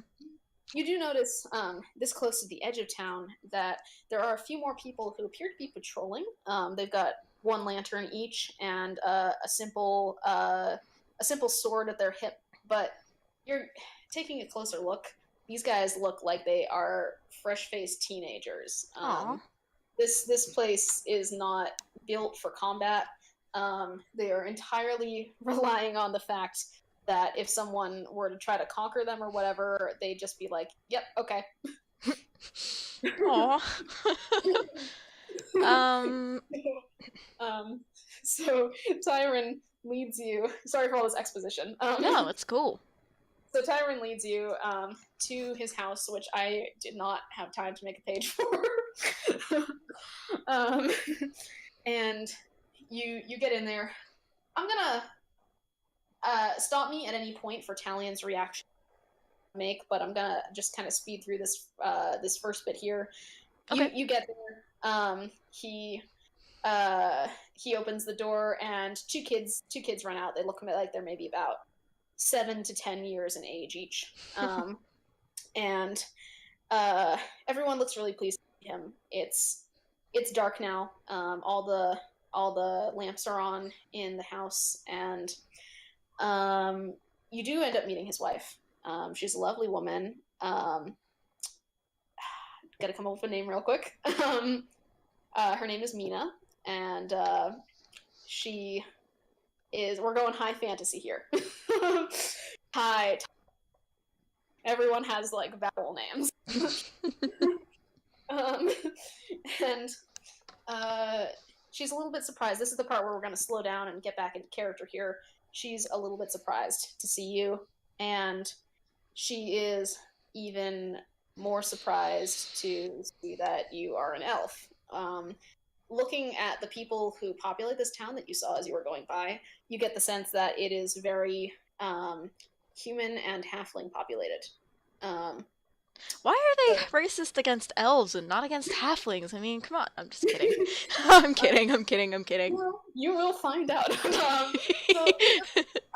She doesn't comment on it. She doesn't appear to be upset by it. She's just kind of... she notices. She can kind of... That like, noted. Yeah, I getcha. And she... wow, Emma, back at it again. Fantasy. Dude, you're cutting out. I'm missing all your sick goofs. Sorry, I was just saying, like, back at it again with that fantasy racism. But, sorry, no, go ahead. So she does seem like a very nice woman, and she turns to her husband, and after giving you a smile to kind of let you know, like, she's aware you're there and everything. Mm-hmm. She turns to him and says, "Who's this, dear?" And he kind of looks back at you and seems to have suddenly come to the realization that you look really bedraggled. And he kind of tries to brush it off. You can kind of tell he's just kind of like, oh, it's just someone who needs to stay the night. NBD, dear, I picked up this elven hobo from the forest, and it's like, we're all good, they seem cool, but oh my gosh, they could probably use a bath. Gosh. And he just kind of gives her a look and says, you know how it is when you just need a bed for the night. And she kind of gives him a look back. You kind of get the feeling that they've exchanged some kind of like, yeah, I getcha kind of thing. Yeah. And she, you've got kids tugging on your clothes, by the way. I have no idea how children, but they are very touchy and very poke at your armor and try to discern who the heck you are by touch, kind of kids. Yeah, as you do, as kids do. Um, And the older one does say hello to you, and that's kind of that for them. But Mira gives you another smile and asks for your name. um, uh, hello. My name is Tallian. I thank you so much for your hospitality. Your husband is very, very kind. And she breaks into a much more genuine smile at that, and she says, "He really is," in that kind of goofy, like I'm really lucky kind of way. He's an idiot, and I love him a lot. Yeah, I getcha. Exactly. And um, she she suddenly turns brisk, and she claps her hands together and says, "Well, how about you go to the back and get cleaned up? We have some fresh water out there, and Tyron will show you to your room where you can drop off your stuff. We've almost got dinner ready." And she kind of trails off and looks at him, and he nods, and he's like, Tallian's going to help out with that. We made a little bit of a deal for commission payment." And Uh, she's yeah, I think Talion's like, I, I haven't cooked in some time, but I think they kind of glance and see like a potato, some potato. I shut up. I chose a tuber out of thin air here. I was like, How are I you? Because I'm a potato. There we go. There's my GLaDOS quote for this time. I think they would kind of notice some random excess tubers and like I I still have some elven spices from my village if you would be interested in maybe a potato side dish. Oh, and she just glows at that. She kind of gasps a little bit, and she's like, "Oh, the next import isn't for another week. Oh, if you wouldn't mind, yes, please." Of course. And And I I think Talion would kind of like look at themselves like, "Oh, sorry. I realized I'm not exactly clean, but she I, takes a rag, and she kind of gives you like a really light smack on the arm and is like, "Go wash up. What you're not going near the food until you're clean." I I think Talion is kind of like, "Okay, mom," in their head. Not obviously not out loud to this stranger, but She can like probably tell. She could probably tell. I think they're very Mira seems very reminiscent of Talion's mother in Aww. very different ways, but yeah, very reminiscent of their mother. And Uh, I think that I again, I think that Talion is not very good at RE self-care, and so kind of takes doesn't really savor the bath and just kind of military and gets as clean as quick as possible so they can kind of be earning their keep kind of thing. And um, like as yeah, soon as they can starts potatoes boiling kind of thing. this is just super cute. I'm sorry. I I honestly I never really given much thought to Italian like not adventuring. It's I I feel mean, like they're healing right now. Like, yeah, like I mean I I guess I've given thought to Italian pre-adventuring like or tragic backstory losing their wife and having to or and leaving on the road kind of thing, but like I've never really thought about interstitial between here and now kind of thing. You know what I mean? yeah, I get you, and that's kind of why I love doing these. That's like because I feel like it's nice to sort of like see what they would do in situations we hadn't really considered. Yeah, it's like AUs, but not. But canon. AUs, but canon. Um, but yeah, So I think that Italian would be again fairly nervous because this town in general there has not been anything proven in this house to be like hostile, but it wouldn't, just based on what Tyrants told them about this place, that it's like it might be unfriendly. It might turn unfriendly a little. Yeah, I totally get you. So And I think like they're relaxing a little bit. They're decompressing. they need that. So you do spend the night, and Well, and oh, I'm sorry. I think Tallian does like try and make conversation with Mira, like your children are. I'm sorry. Your children are beautiful. it's I just I'm sorry. It's just I'm just cute. Okay, so and she I'm assuming you guys are just kind of working on it yeah, right now. I think we're just kind of like I think we're just kind of like working on dinner. Tallian's trying to get their potatoes somewhat to snuff by the time that the rest of dinner is done. So Mira moves fast. She has been for several years now. The kind of woman who plans out dinner in advance and then gets it on the table as soon as possible. Yeah. Her Just kitchen works like clockwork, kind of thing. You yeah, could set she's your just watch by it. you almost feel like you're getting a little bit left behind, but the conversation is kind of a nice glue. Hmm. Makes you feel like you're more on the same plane of Yeah, I reality. get you. I get you. So so she does she seems it seems like this family is just a very genuinely content family. She smiles a little bit more, and she's cute. She's got like dimples, and Oh, she's precious. I love her. and she's a little bit shorter than you, by the way. I'm just gonna put that out there. um, She sounds and really cute. and she she does not really pause, but she kind of glances over her shoulder, and I'm coming up with two names on the spot again. uh, uh, all right, so you're gonna yell at me.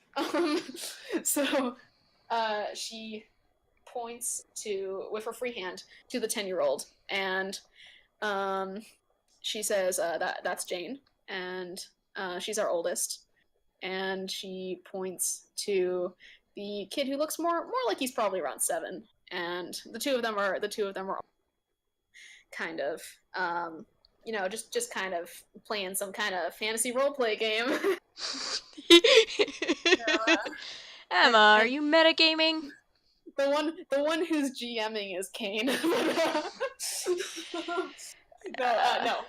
She says so the younger one is Kane, and yes, I know the name similarities are a little confusing. Um, but she says, but my mom got to name one of them. And she and she looks at her kids like she's got that exasperated, like, can't believe they're just sitting off in the other room instead of helping with dinner kind of look. But you can tell she's pretty fond of them. And she she says to you, Tallian, I'm glad that you came over tonight. We don't have a lot of visitors over lately, and it's nice to feel like I don't have all the workload.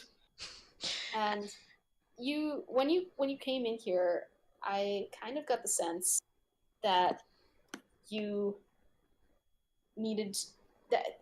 Well, I don't want to offend you or anything. I just have been told that I'm very good at reading people, and I felt like you needed a hot meal and maybe some company who wasn't going to press you. And I hope you're not too nervous about sitting with us at dinner or anything.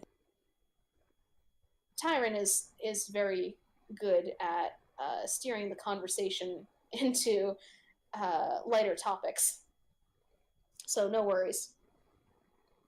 I I think as soon as she'd said, "I don't mean to offend you," Talion was like, bracing for bracing for something that was going to be like hard to hear.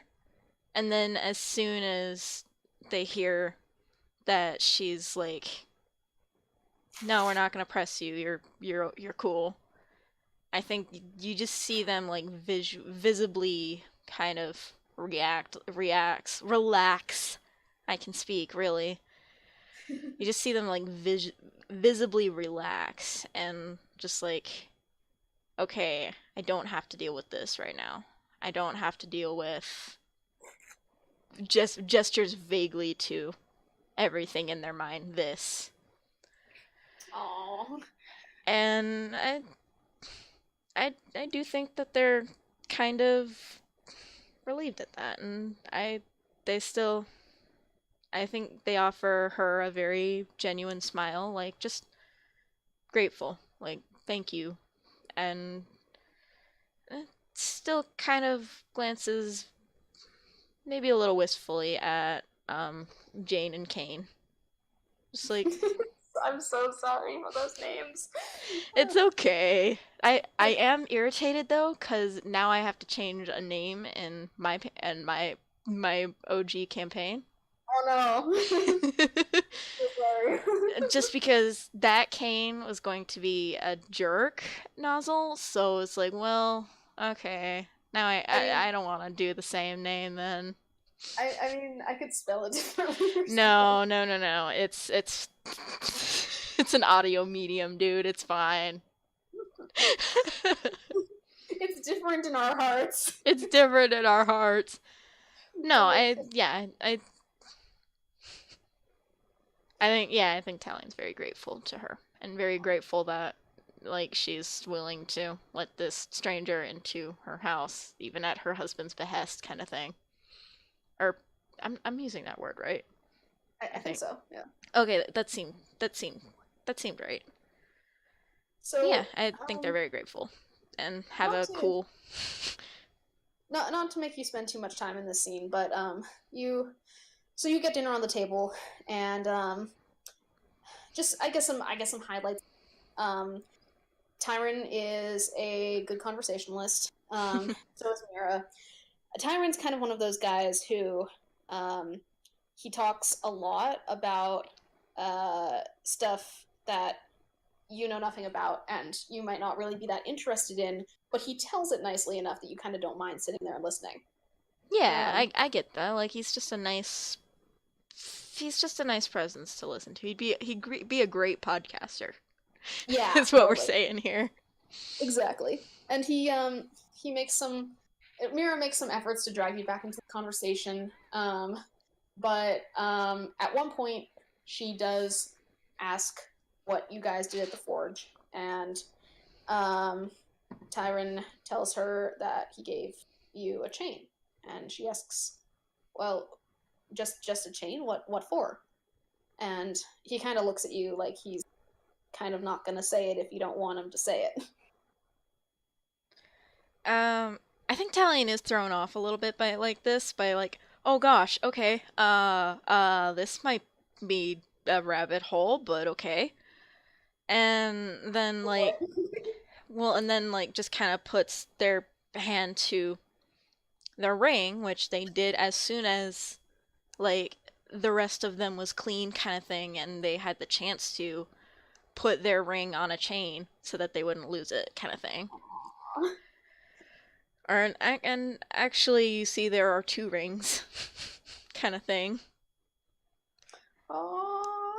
and it's just again smiles very genuinely, I think, and it's like I, your husband wanted me to or wanted to help me make sure I don't ever lose my wedding ring. And Mira kind of looks at you like she's gonna ask about who you're married to. She instead just kind of tilts her head a little bit, and she leans across the table and smacks Tyron on the. Well, he's one to talk, and he just kind of holds up, like, okay, you were. It was a good idea, and leans forward confidentially and is like, the chain idea was actually hers. I made it, but it was her insistence that I find a better way to keep it around that has led you to having that chain now. And you feel like if you want to go more into detail about your wife, you could, but no one's gonna push it, you know. Mira does turn back to you though, and says, "Well, I hope wherever your family is, that they're doing all right." And That I think hits Tallian a little, like, bittersweetly. yeah, I think that's kind of her way of inviting you to tell more without outright asking, but it does if she knew, you know. Yeah. I I think Tallian kind of like just politely nods, and I I honestly I hope they do too. I I love them a Oh, lot. I miss them a lot. oh, and she just kind of puts her hand over her mouth like fangirling, but you know. and, and Tyron breaks into a wide smile, and the topic of conversation turns to where you're planning on going when you're traveling. You know, how long you might spend in the town. But again, quickly turns away to one of Tyron's stories. And Of course.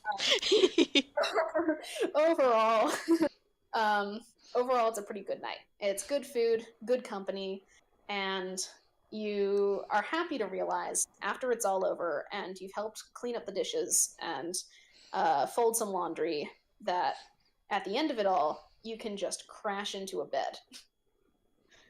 And Forest is nice, but so is a bed. yeah, and you know, gotta get those depression naps in, right? No um, kidding. but Like yeah, elves so don't need to sleep, but also sleep. yeah, so you know, so Tyron reminds you where to find the guest room. It's not they don't live in a big house or anything. But you know, just in case you got confused. Okay. Yeah.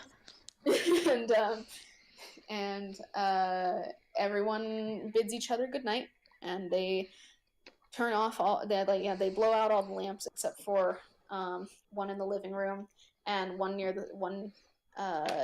the rooms, and you are pretty much the only person now left awake. So if you'd like, you can retire and skip ahead to the next thing.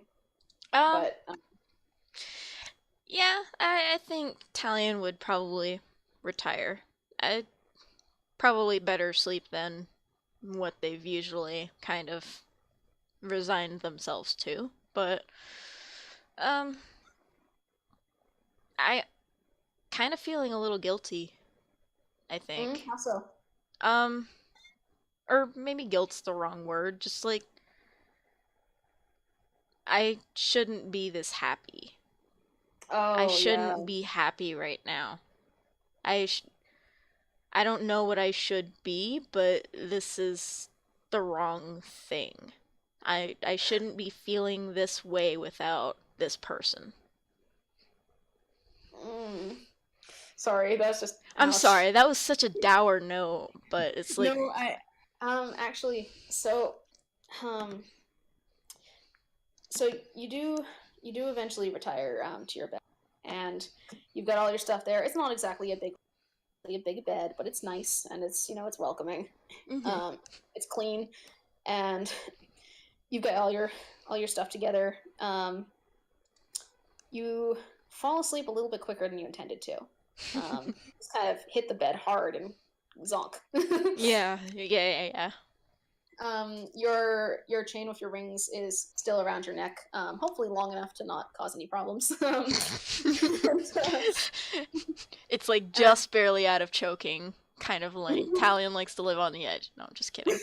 I'm oh, kidding. I'm kidding. I'm kidding. I'm kidding. Tallian also sleeps on the edge of the bed and rolls off sometimes. Now you're just Actually, calling me out, Em. it is it is worth noting that as an elf, you don't usually sleep. Um, you kind of go into a deep meditation sometimes, but this time feels a little bit different. Maybe Hmm. it's because you're so exhausted. Maybe your body is just kind of going into a little bit of a shutdown mode. Like even if your brain's still active, you're just kind of ugh. Yeah, yeah, yeah, yeah. Okay. Um, and okay, this is the point where I want to put a little bit of warning on for the stream and for Max. Oh, okay. Nothing. We're not. Tallian is kind of a passively suicidal character. We are not dealing with anything like that at the moment. I would like to just reassure everyone. Um, we will, however, at this moment, be going into some heavier emotional stuff, and not necessarily in a bad way, but can't promise how it's going to affect anyone. So, Max, if it feels like it's a little bit much, let me know. If you don't want to say it in the stream, just send me a message on Discord or something, and we will change tack accordingly. I thank you. I appreciate that. Uh, I'm green for the moment, though. Thank you. Okay. So here we go. And if you're watching the stream and you feel like it's getting a little bit much, I don't think the scene is going to take more than a few minutes. So you can just skip ahead a little bit. Yeah, or I can put in a end mute here or whatever here. Or Okay, cool. and yeah, like what I did for the body Yeah, horror thing. yeah, that worked pretty well. I Yeah. think so at least. If I can remember how I did it, it would be great. So so you have retired to your bed. You are not terribly aware of very much going on. You can hear a Hmm. little bit of a breeze outside, but you're kind of in that state where you're not really in REM or anything, but you are not aware of what's going on around you and to react quickly. um, Kind of that half asleep, like your thoughts become dreams kind of stage. Yeah, yeah, yeah. Okay, yeah. So that weird like am I awake or am I asleep feeling. Fun. Exactly. Okay. um, so you, at one point, you open your eyes and you look up and you just see stars.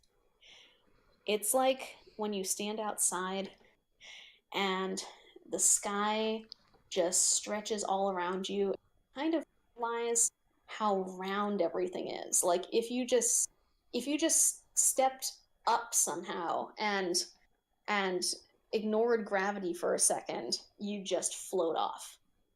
And um, it's very pretty. You can see lots of constellations, clusters of stars, something that could be the Milky Way, definitely. And it looks like a very clear night. And you kind of roll over a little bit, like you're not quite aware that second. So a part of you is kind of like, just gonna get comfy in bed. But as you do so, you realize that you are not sleeping on a bed. You are on the ground, lying on the grass on your back, and you are in a position excellent for stargazing. And you sit up a little bit and take a look around, and you don't really recognize where you are, but it's definitely in the dead of night. You can't see any lights of towns or travelers nearby. It's peaceful, it's quiet. There's no noise except for very distantly the sound of some kind of breeze going through the trees. And you suddenly feel the weight of loss crash on you. Like you're laying there and the thought occurs to you that Kylan would love this. And you sit up and you just cry a little bit. Just kind of cathartic, but heavy, rack your whole body kind of crying that you haven't gotten to do yet. It's been almost 2 weeks, and you're finally letting out all of this, like, when that sense of loss, that sense of indignation and anger that someone close to you is gone. And you you wipe the tears away after a second, and sort of like a little bit of a dream time skip here, and you feel something different. You feel a little bit of a warmth on you, kind of like when you were at the river and you almost felt like someone was putting a hand on your chest. And you just know in that second that you aren't alone. And you look up. God, Em. And there is someone standing there. Someone who is very familiar to you. And you don't think that you could possibly forget what she looks like, because you have been seeing her in your mind's eye ever since you left home. And you've been feeling her as you've been traveling through and picking out things that you're just sure she would have loved to see. And the thought runs through your head at this moment that you are so glad that she's here right now, because it means that she got to travel with you and see all that stuff that you've been going through. And I'm actually going to open this up for roleplay if you want to say any particular things. I need a second. Sorry, hang on. I need a second. I actually started tearing up, like, on those last few lines. Like, I started... Okay. Sorry, I just wrote a little bit of stuff there that hits a little bit close for home for me, so... Oh, boy. I think that Tallian would... I think they'd take a moment and they just stare, man. They just, like, not in a I can't believe you're really here way, but in like a taking it in kind of way. Yeah. I think they look at her like they looked at her in life. Like, she hung the stars in the sky, and like she is it's like she's everything to them. And then I think they kind of wipe their eyes because they are a tough elf, darn it. And kind of smile at her, like, and then like show off the chain and the rings, like, I'm not gonna lose the ring again. Oh gosh. So she smiles at you, and it's kind of it's a warm, familiar smile. It's small and soft and just makes you feel like you just came home and she's just really happy to see you. And she puts her hand right over the tattoo on your chest that is, of course, traditional for married people from where you used to live. And she kind of picks up one of the rings a little bit and turns it over and over, kind of admiring it, slips her finger inside it ever so briefly, and sets it back down on your chest again. And I think Tallian puts a hand to her hand just to see if they can feel her, if maybe this has all been a weird passing into the night kind of thing, and this is their final destination kind of thing, if this is real. it's a little odd. You, underneath your hand, you don't feel her hand, but you do feel on your chest a little bit of a pressure, kind of like someone's there, but you it's almost like the good version of a phantom pain. And touching her, if you have a good comparison, would be like when you walk into like the kitchen and there's something baking and you feel that warmth in the air along with the scent of baking bread, where you can get just kind of tell that there's something good in there even if you aren't sure what it is yet. And it kind of feels like that, like a little atmosphere, a little bit of a, this is heavy with something nice. And she presses her forehead against your and just kind of really, really softly kisses you and draws away a little, just a little bit too soon, probably, and holds your hand and entwines her fingers. Can't quite. Now you at the base of your fingertips, and she says something to you. And in the way that dreams often work, you can't entirely hear it as words, but you rather understand it as feelings. And you get the sense that she's just really glad you're okay and that you're on the right track. Because before she passed, you made a promise to her that you were not going to give up when she disappeared. And she has seen you upholding that promise, and she's so glad of it. And you get one more kind of feeling too, just kind of a I love you, and whatever you're doing right now, this whole wandering around, meeting people, getting out there, that's a good thing. Keep doing that.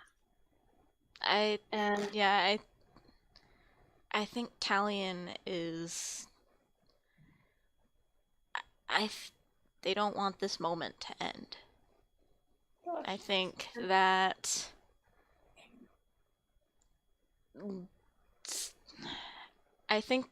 the more succinct feelings and like emotions and understandings that Kylin is sending to them, that Tallian is kind of returning in a wave of various thoughts and feelings, and like they can't get everything out in time, and they're afraid that that she's going to fade away before they can communicate everything, and like like they just reopen Tumblr and then all of the messages come pouring in, kind of thing. oh That boy. that feel No, it's funny because like that I feeling don't of what you mean. just that feeling of like I there's so much I have to tell you that you have to hear right now, that it's so hard.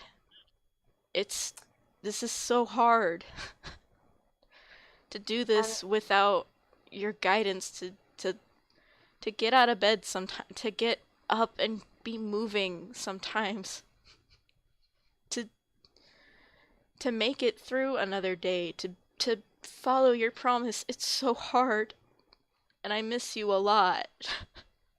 jeez, Max. um, And I love you. I'm trying to make you proud. she she kind of takes her hand palm flat against hers and leads it like she's trying to turn you a little bit, and you turn around, and it's almost like you're kind of back in the house again, and you see that everyone is at the table and you're not there, but the tyrant's family is, and they just look like they're having a really good time. And there's a chair set out a little bit like they're still expecting someone. And you kind of get the sense that what she's trying to say to you is like, you're doing it. You are connecting. You lost something, but you're building it up again. And she you linger there for a second, and she turns back to you and glances over her shoulder, and you get the feeling that she has to go. And she glances back one more time, almost like she's getting drawn away from you. And I before think that she Max kind of like, or that Max. I think that who am again, I? Max and Tallian are the I same. I think that Tallian kind of like it'll do no good, but like as soon as they feel that pressure, kind of like she's leaving, that like they grip their hand tighter, kind of thing. Like, wait, this isn't and fair. You had so much. It's not fair. and she she takes your hand, and she kind of seems to make a snap, and she gets that look in her eye that you've missed so much, like she's just kind of breaking the rules a little bit.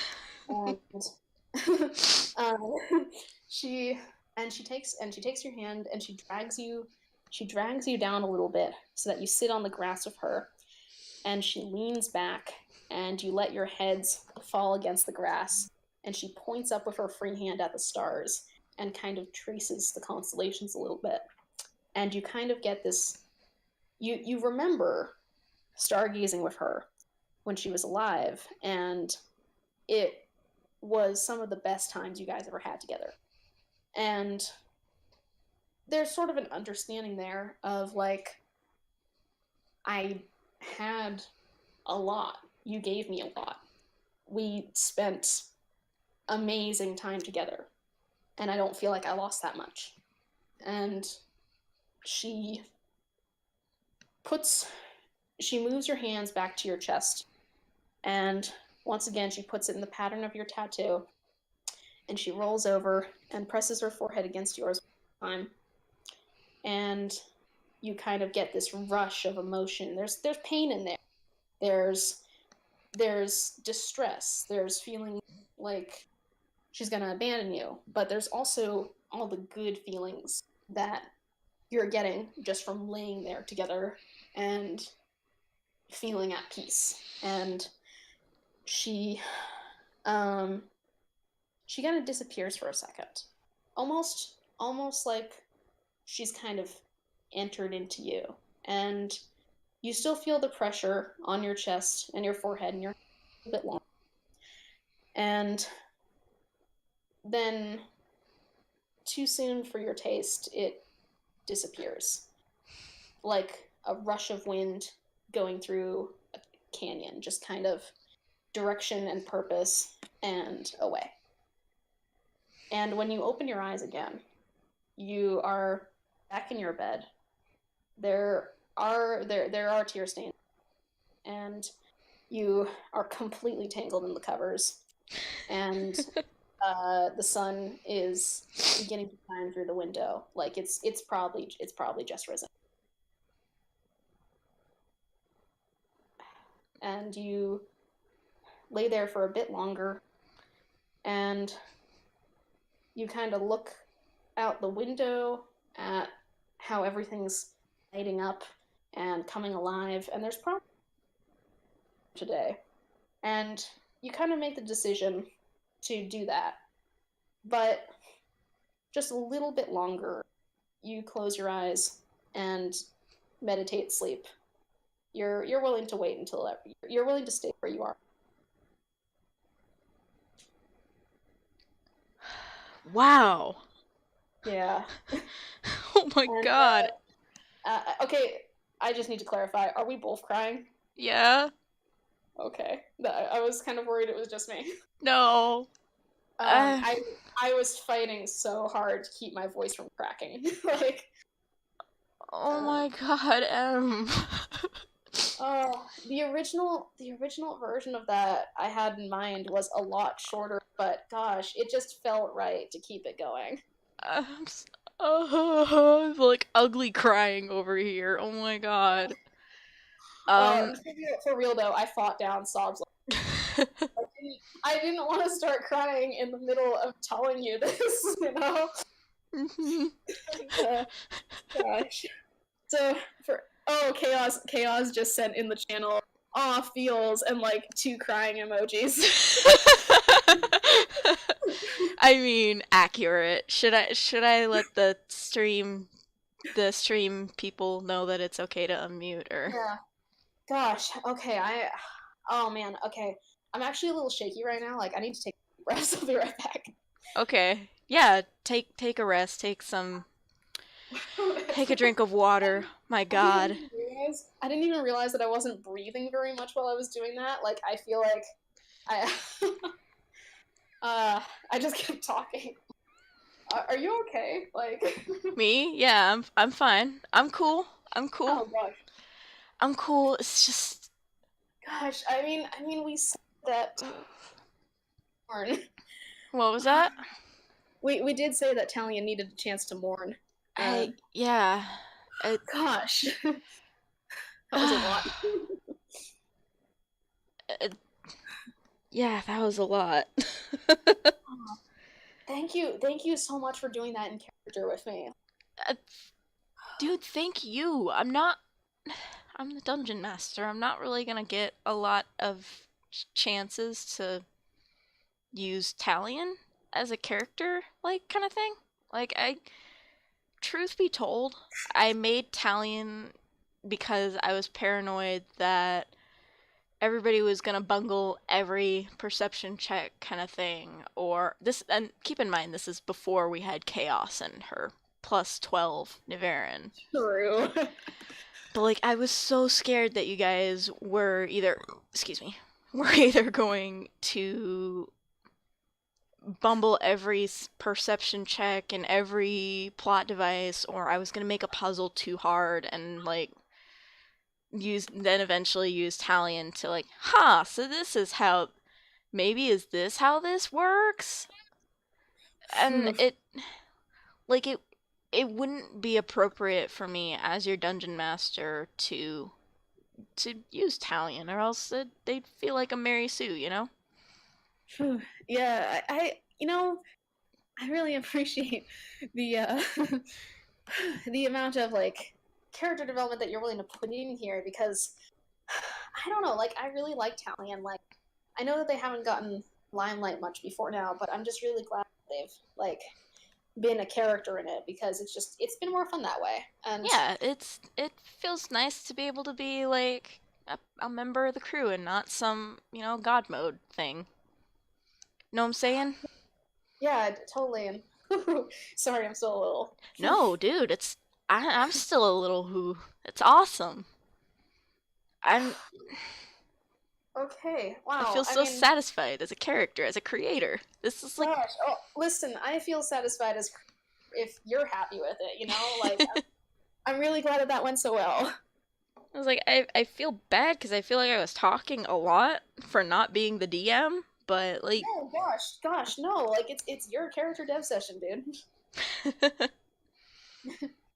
still, dude, that was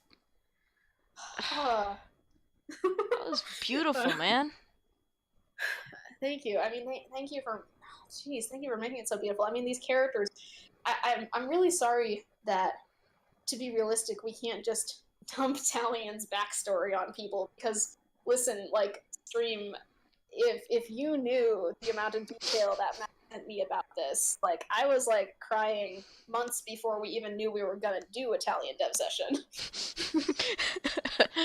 And I'm to be fair, I'm pretty sure that was coming from a hashtag bad depression day, and so I was like, well, I guess this is origin story. This seems cool. It is cool. So it was like, okay. I wonder how this would do. Oh god, I made myself sad. Oh gosh. Okay, so wow. Anyway. Yeah, sorry. Anyways, So wow. it's the next day. Tallian has been given a new sense of purpose. So I know I said I was going to give you disadvantage rolls. I've changed my mind. I'm going to give you disadvantage in combat after you've rolled initiative, because I feel like they're not in a good place to be very quick on the updraw here. But Okay. But for anything else you want, including like perception checks, excuse me, in combat or out of combat, just standard action kind of stuff. I won't give you disadvantage because this feels like a new.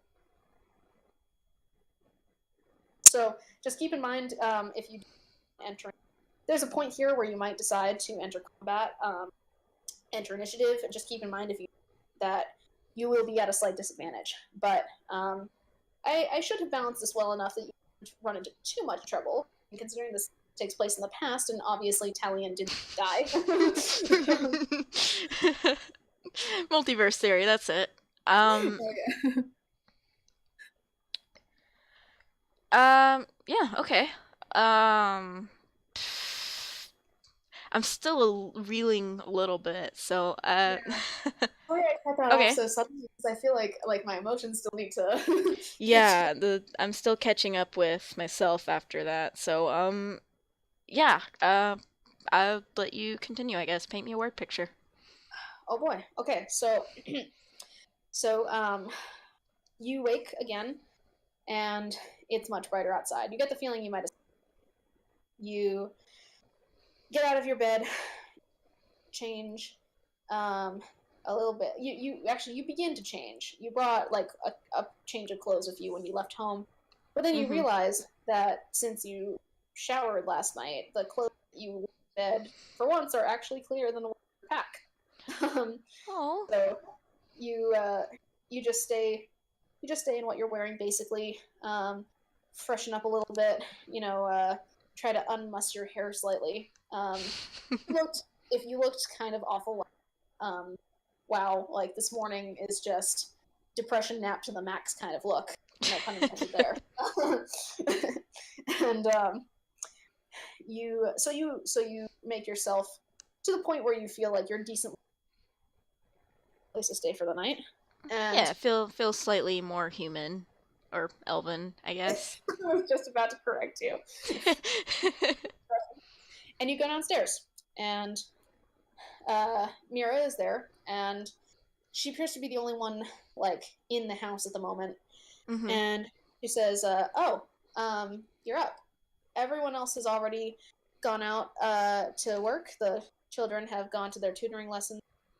I have a little bit of breakfast left over, if you'd like to eat anything, but I don't really know how long you're staying with. And she doesn't mean it like she's going to kick you out, but there is kind of the clear question of, like, do I need to cook more food kind of thing, I think Tallian is again like, oh gosh, people are showing me kindness. What is this? But like I guess it's kind of lessened its effect by now, and they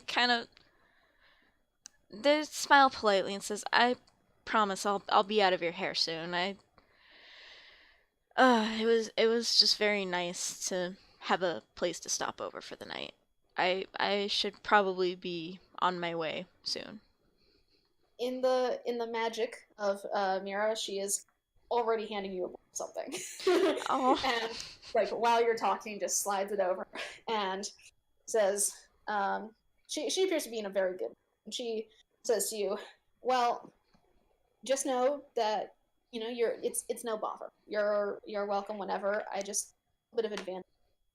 You understand, a house of 4. Gotta see if I need to make it 5. Of course. I couldn't impose a pose on you like that, but thank you. It's very nice to have family, or what reminds me of family from home.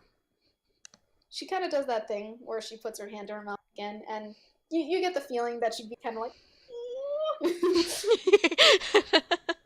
but Um, you, but you sit down, you start checking out what she gave you.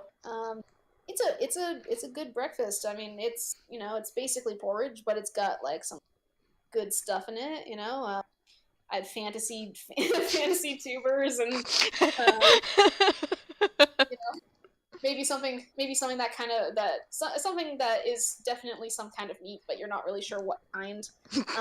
And a few various herbs and spices. And when you taste it, you realize that something tastes familiar. And she says, "I hope you don't mind, but I took a pinch from your again." And it's nice. It's kind of it's not at all the kind of thing that you would have been eating it, but it's got, not to be cliche, the flavors of home. And it, it's kind of like biting into a spice cookie and being like, these are not spices, and these are not spices meant to be sweet, but they're spices that are in other foods that are not, that are more savory than sweet, kind of exactly. thing. Yeah, I I think as soon as Tallian takes a bite and like recognizes this, their ears perk up. Like what? Aww. Sorry, Like think I Beast live Boy for from expressive ear Italian. what? I live for expressive ears Italian. Well, and I'm thinking like Beast Boy from Teen Titans. Oh yes. Like as soon as they kind of realize this is a good thing, they're like, "Whew," and they kind of look up at Mira and are like, "You, Miss, you do better with the spice than I could ever hope to. Please." And I think they would actually like dole out a little bit more. Please, you would put this better to work than I would. Wow. She thanks you enthusiastically, and she and after you're done with breakfast, she keeps sending little smiles in your direction, um, and actually clears up the plate for you and says, "I'll consider that a trade-off for the spices." And you'll find that people in this town value fair trades. So I would recommend that you take a look around if you're planning on leaving today. Just stop by again and say bye before you go. But really, there's a little bit to check out. I would go and explore a bit if I were you.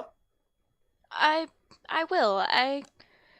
I should probably resupply on arrows and things like that. And And she they kind of pick themselves up and like start towards the door and then look back and they're like,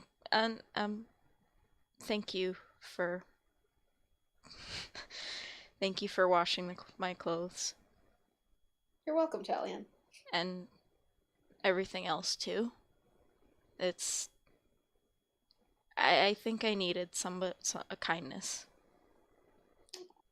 And she um, gives you a little wave and says, "Well, we're always happy to provide that." And as you're leaving, she runs over and she sticks her head up and she points down, way down the dirt path through the town, toward the end, basically directly south, and uh, says to you, "If you need any help finding out where everything is, town hall's a good place to start. There's people there who could give you some." And Uh thank you. I'll be sure that's the first place I look. And I guess they kind of scamper off towards town hall. oh boy, so here we go over to my not drawn town hall. And actually, we're going to switch pages to the also not drawn town hall. So, Take it to the bank, boys. That's a town hall. I labeled it very clearly, and for me, just so I can tell what I did. Yeah, golly, I should probably be better about how I test, or about how I test, how I label my rooms, so you're ahead of the curve on me in that way. Okay, I need to check. Is this Tallian's token or okay? Oh yeah. Yeah, that's me. So, I wasn't sure if it. Eat me. Anyway, so down on the south end of town, you can get a good sense of how expansive this place is. Mm-hmm. You see a few people wandering around, but it's a work day. It's still morning, although you did get up a little bit late, so there are people doing their thing. You notice those sort of open cookout areas. It now occurs to you that for a town, there aren't a whole lot of houses, and you notice people hanging around these fire pits, and they've got like a whole setup going with sleeping bags and jugs of water and all that jazz. Hmm. And it seems like maybe this place just doesn't have a whole lot of use for protection from the elements. So um, everyone's just kind of doing their thing. They all seem clearly to be hard at work. Going around making stuff, doing stuff. Things. So this seems like kind of a hostile kind of thing. Like people pass through here on their way to somewhere else. Pretty much. And the fire pits, while they are occupied, they seem to be open to anyone who wants to come over and borrow it. Okay. So, heading toward the town hall, you see some horses hanging out there, and two of Just them, chilling, just as you do, horses. and two of them are tethered together, just sort of near the edge of town. Actually, this is the point where there's another entrance in the fence that goes around this whole area that is wide enough for carts and such to come through. Mm-hmm. Basically, the other entrance or exit, depending on how you look at it. Okay. And these horses are tied to the fence, basically directly at the exit. Okay. There's a third one over by the town hall that appears to be more in a place that's intended for people to leave their. And I'm gonna have you make a perception check. Oh golly. Okay, we're back into D&D, not D&D and feels. I mean, That's a 10. I'll take the 10. Honestly, yeah, I'll take the 10. all right. Is this like are you sure? Are you sure you don't notice more things? Or is this Well, you'll see. Okay. So, you didn't get a whole lot from that perception check, but the horses that are tied together appear to be definitely in a little bit of a different league than the one closer to the town hall. And when I say that, I mean that the couple have saddles and full gear on, and several satchels attached to them. Like, these horses are from some travelers who don't intend to stop here for long. Okay. And the one over by the town hall kind of hanging. It looks like it's useless. You cut out a little bit. The one hanging out by town hall. Oh, sorry. It looks like it belongs to someone in the town. It doesn't have a saddler. Okay. And well, here's the interesting. I'm trying to figure out what I want. You know what? Actually, let's just open this. Like to town hall. You're cutting out a whole bunch. Oh no. Okay, hold up. Okay, let's. Hold on, I'm gonna. 1 sec. Yeah. Okay. Okay, are we back? Yeah, I think we're back. Okay, I think it was just an issue with Discord, so I just disconnected and reconnected. Okay, yeah, because Discord, why are you like this today? Okay.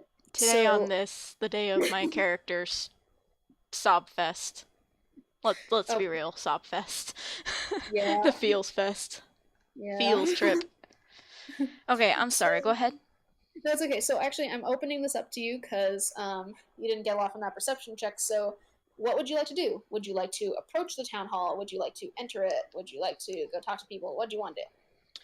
Um, I'm kind of curious about these two horses. I want to run a better perception check. I Specifically want on to, the horses. yeah, to see if like there's any noticeable sigils or emblems or I guess that would be a religion check, kind of. Well, I'm that's like I'm trying to see if I would recognize the who these horses belong to, if there's like a famous adventurer or know what? No, that would be a streetwise check, I guess.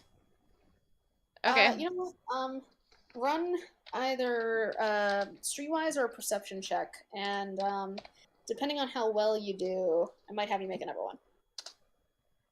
That's a 16 plus 1 for streetwise, that's 17. Okay. So, looking at the horses, you can tell that well, they don't look like they don't look like they've been here long, frankly.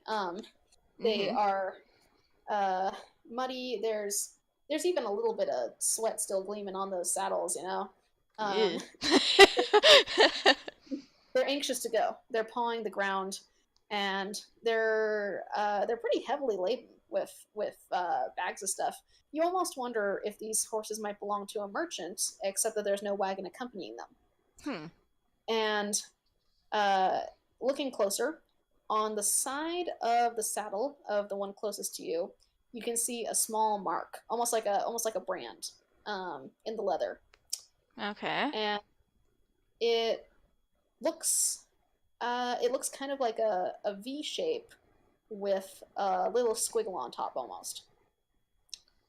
And if you want, you can run like an Arcana check or like another perception check or something specifically on that to see if you recognize it, or whatever you want to do.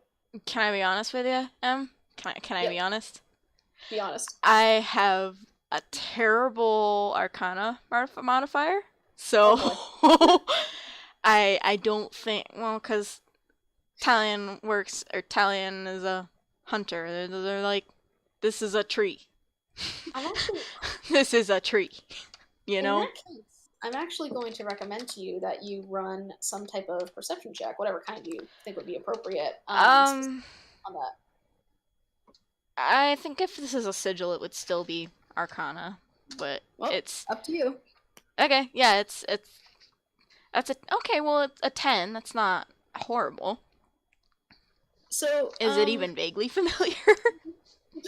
so you don't recognize it, but I'm gonna give you this. What you do realize is that either you just have no freaking clue what this is, or it might not actually be a sigil. Um, it doesn't look like any kind of religious symbol you've seen before. In fact, upon closer inspection, it almost looks like someone's initials kind of stylized. Ooh, fancy. Okay. And Yeah, I think I'll leave the horses alone for the moment. They seem I might have gotten all my rolls could get from them, and I get the feeling that if the elf in the town that is racist against elves is seen like hanging out by these horses for too long, townspeople might be a little weirded out. So, do you I see think Khaoz in the chat? what? No, Sorry, I don't. Khaoz is At sending which us like her. It's a balance symbol. Plot twist. Nah. I mean, that would have been a heck of a plot twist. I'd tell you what, but yeah, no, I think Tallian is kind of gonna disengage and um look for some merchant wares, I guess. Maybe it's that sounded Okay. really creepy. I thought I heard somebody else's voice for a second. Yeah, Um, I heard some feedback or something. I it sounded like a dude's voice. It was terrifying. But yeah, I guess they'll look for arrows and stuff to resupply. Okay. So, you head over. I should rephrase. Look for somebody selling arrows. They're not just like gonna be looking You around just walk, finding arrows on the you ground. just walk around, staring at the ground, going, So you head over to the fire pit area because actually nearby that, we're just gonna say that's off the map because I didn't add it. Here you go. there, sorry, there is what appears to be some sort of shop laid out. This guy has, um, it's near one of the houses, basically in the front yard. And this guy has a table out with a little construction made for shade, and he's just kind of chilling. He's just chilling on a seat. Um, All of a and sudden, I'm having like an image of Beetle from Zelda Breath of the Wild, and oh I'm gosh, very yes, amused by I'm very absolutely amused by yes. this. Well, Khaoz wants to know if it's a fantasy Costco branch. Actually, this campaign we actually have fantasy Walmart. So uh, no, this is no, this it's is I know what it is. I know what it is. It's Fantasy Sam's Club. oh all right. So you get over and you see a sign that says Fantasy Sam's Club. In faded red and green paint with like a little leaf pattern on the edge. And Okay. and this guy does not even crack his eyes open as you walk by. He's just completely like you get the sense he's awake, but he's zoned out. and and as you approach, he sits bolt upright suddenly and stares at you with a wild expression and Yeah, getting major Beetle vibes.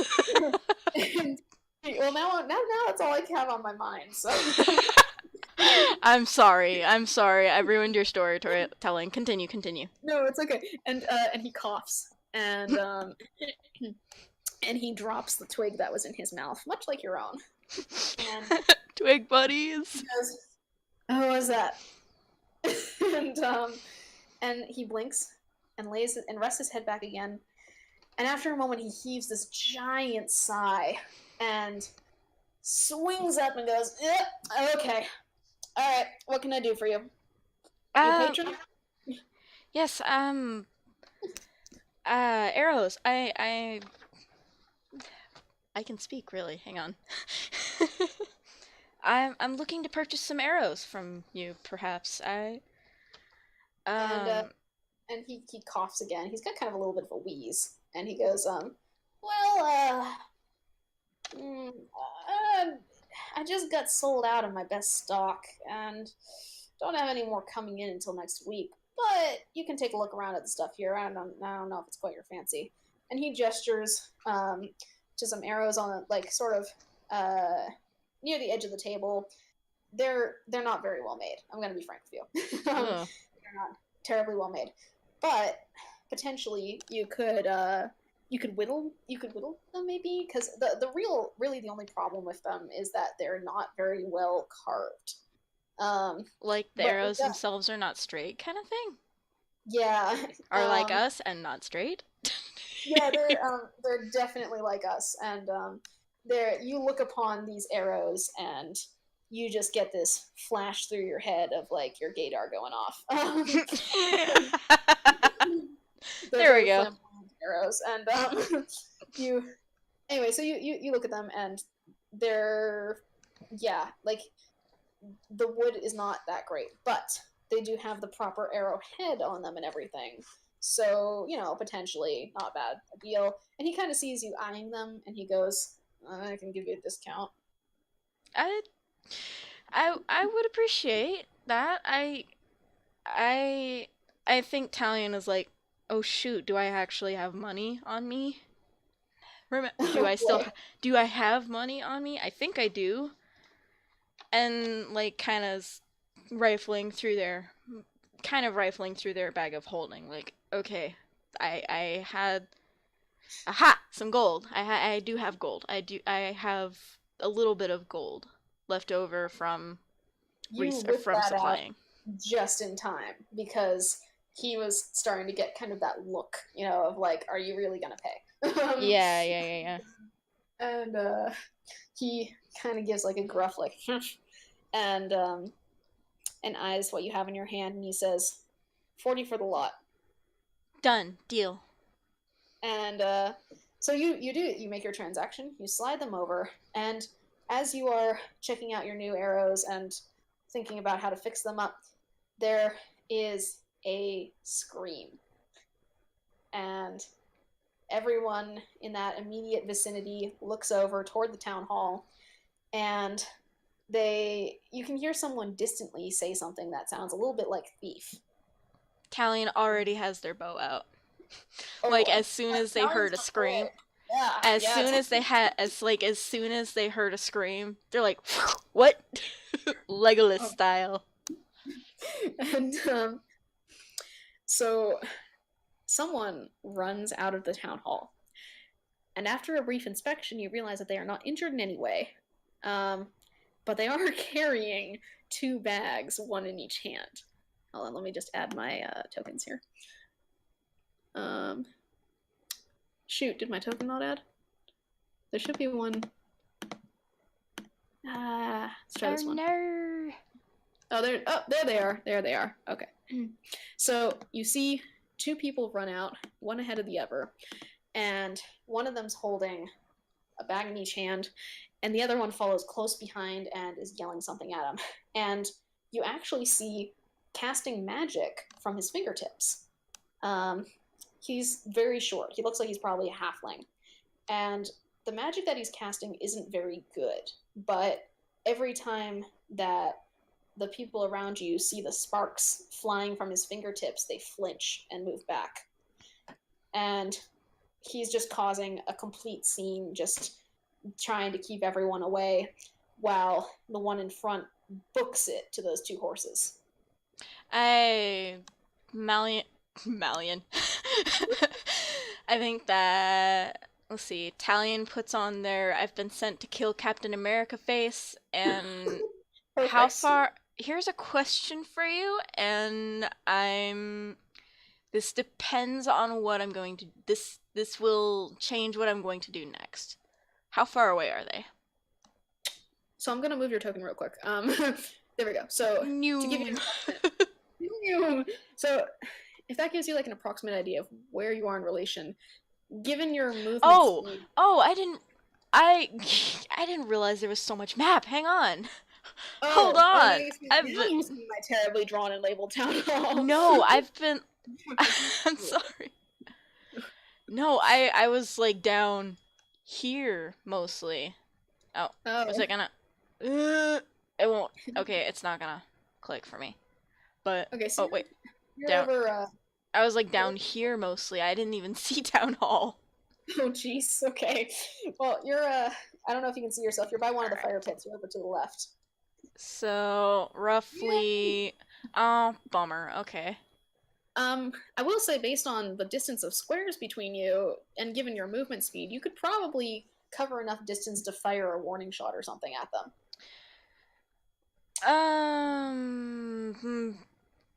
Yeah, I think that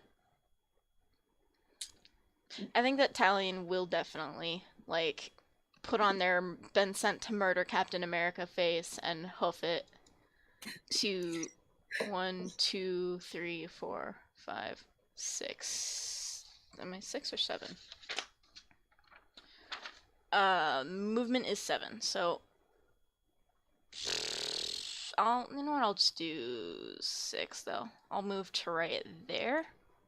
Okay. Wait, 1, 2. Mew.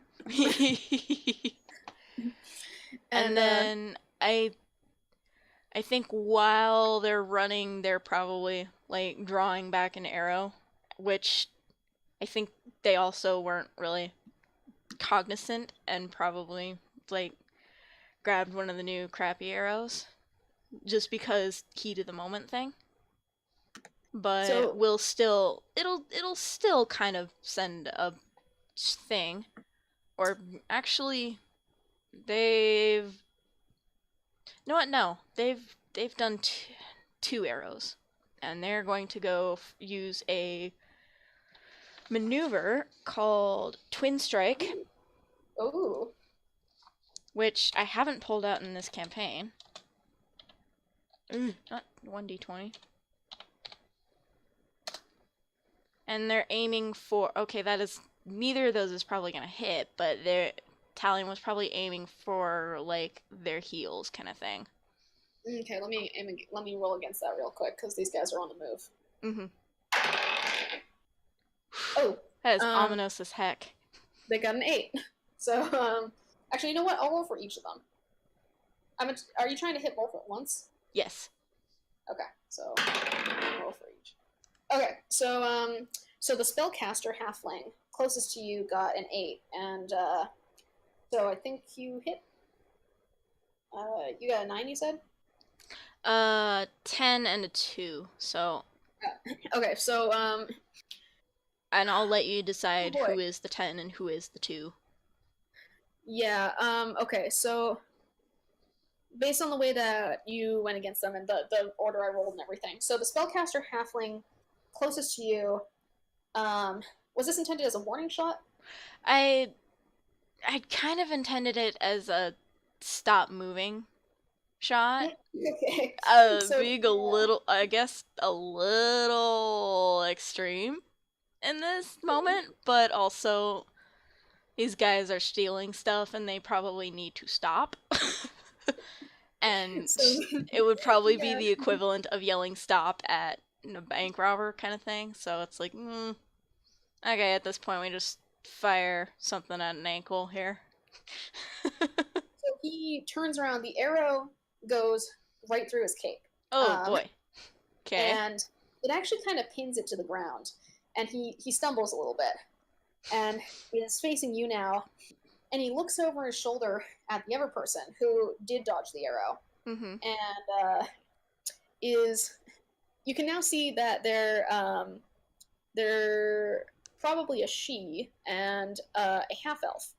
Okay. And App's just still completely booking it for those horses. So I'm actually going to give her a little bit of movement here. And he looks over his shoulder. He looks over his shoulder and yells, "You fool! I told you to be quiet!" And she just kind of gives him like a little cheeky smile back, and is just like, and just gives him a little wave, like "Good luck," and keeps going. And all right, I'm gonna. Here's the interesting part. So this guy is Khaoz says Neum. This guy does not look like he's the best at spell casting. Okay. And after you take a better look at him, you realize this is probably because he's dressed as a cleric. A cleric? A cleric, huh? Rogue cleric. You said that with like a transatlantic accent for a second. There was like, "As a cleric, huh? I want to live again, Clarence. I want to live. Gentle repose." It's good, okay? It's a good word. I'm sorry.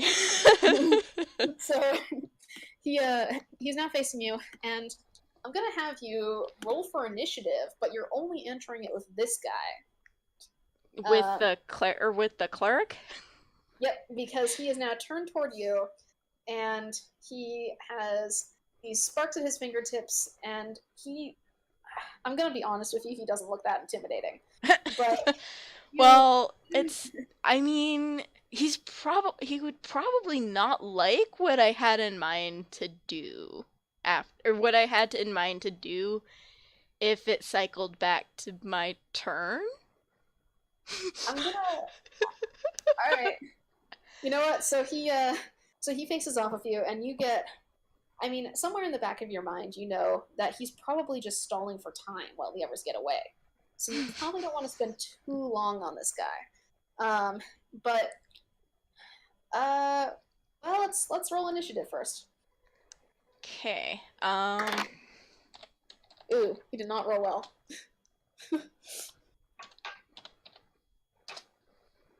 That's okay. I rolled worse. That's a critical miss, y'all. Okay, so he check. Okay, so it's his turn. He steps forward, right, like just out of your just out of immediate smack 'em range. Yeah, And yeah, yeah. Just out of immediate rock'em sock'em range. yep. And he seems like he's more trying to threaten you with the spark thing going on here. He's clearly not a very practiced magic user, but there's a couple spurts of flame coming out, so it kind of works. Hmm. And then almost like an "aha, I got you, I tricked you" kind of move, he moves his hands back over his head, and he grabs a staff attached to his back and swings the staff at you. Okay. And I'm gonna have you roll. You know what? Let's roll against your armor class first. Yeah, go for it. So, okay, what do you have? 17. Okay, that does not hit. So he kind of glances you, stumbles a little bit. He's not Probably didn't really. feel great, but Yeah, I mean, he gets you with the tip, but it's not gonna do a lot. But again, he's stalling for time. So, so meanwhile, the half elf gets over here and she mounts one of the horses, and it is your turn. Okay, so as in classic DM fashion, or D&D fashion, I'm going to explain what I want to do, and I will let you use your discretion to decide what happens. Okay, go for it. Okay, so I am going to me as Max, I'm going to take some inspiration from Annie. I would like to use this halfling's head as a springboard. Okay. Oh my gosh, I was afraid you were going to end that sentence with springboard. And try and jump, not my movement speed because that would be OP AF. Probably go to like here. Hold on, I couldn't see that. Shoot, hang on. Oh god, dual screening, why do me like this? To like here, and you would get an attack of opportunity, I think. I would have to probably make a really sick acrobatics roll. And that's fair. That seems like a reasonable distance. Okay. And then I will leave it up to you if this is my movement and an action, or if I can still attack after that. But I'm gonna okay. So I'm gonna walk you through this. So, first off, you'll want to use a little bit of your movement per turn to move a little bit closer to him. Mm-hmm. And I'm gonna have you roll first. Acrobatics, and then after acrobatics, well, let's just start with that. That's an 8. Okay. Okay. I don't want to call that a total fail. So let's say you. Okay, here's what happens. So you're aiming to jump off his head. Mm-hmm. What actually happens is you kind of don't make it. Oh. But he swings his hands out in surprise and inadvertently catches you. So you completely failed at your acrobatics, but now you're not in the worst position to be in. So I'm going to have you roll against each other with a d20 to see which one of you is more successful in getting the heck away from the other. Oh, golly, okay. You'll see if he succeeds, I guess. Oh, geez, okay. That's a 13. Oh, nice. Okay, you beat him. Okay. So he tries to let go of you, but you have already used his hands as a springboard, and you're just kind of vaulting over him. It's not exactly the leap that you intended, but I'm going to say you end up about here. Okay. like more like there-ish. Yeah, that's fair. Okay. So the good news is that you've gotten past him. Obstacle that he is. He leans down to quickly grab his fallen staff and turns around to you again. And I'm just gonna say, like, You DM the player here, you have an opportunity where if you wanted to, you could try to exit initiative by chasing after that elf who looks like she's about to leave without him.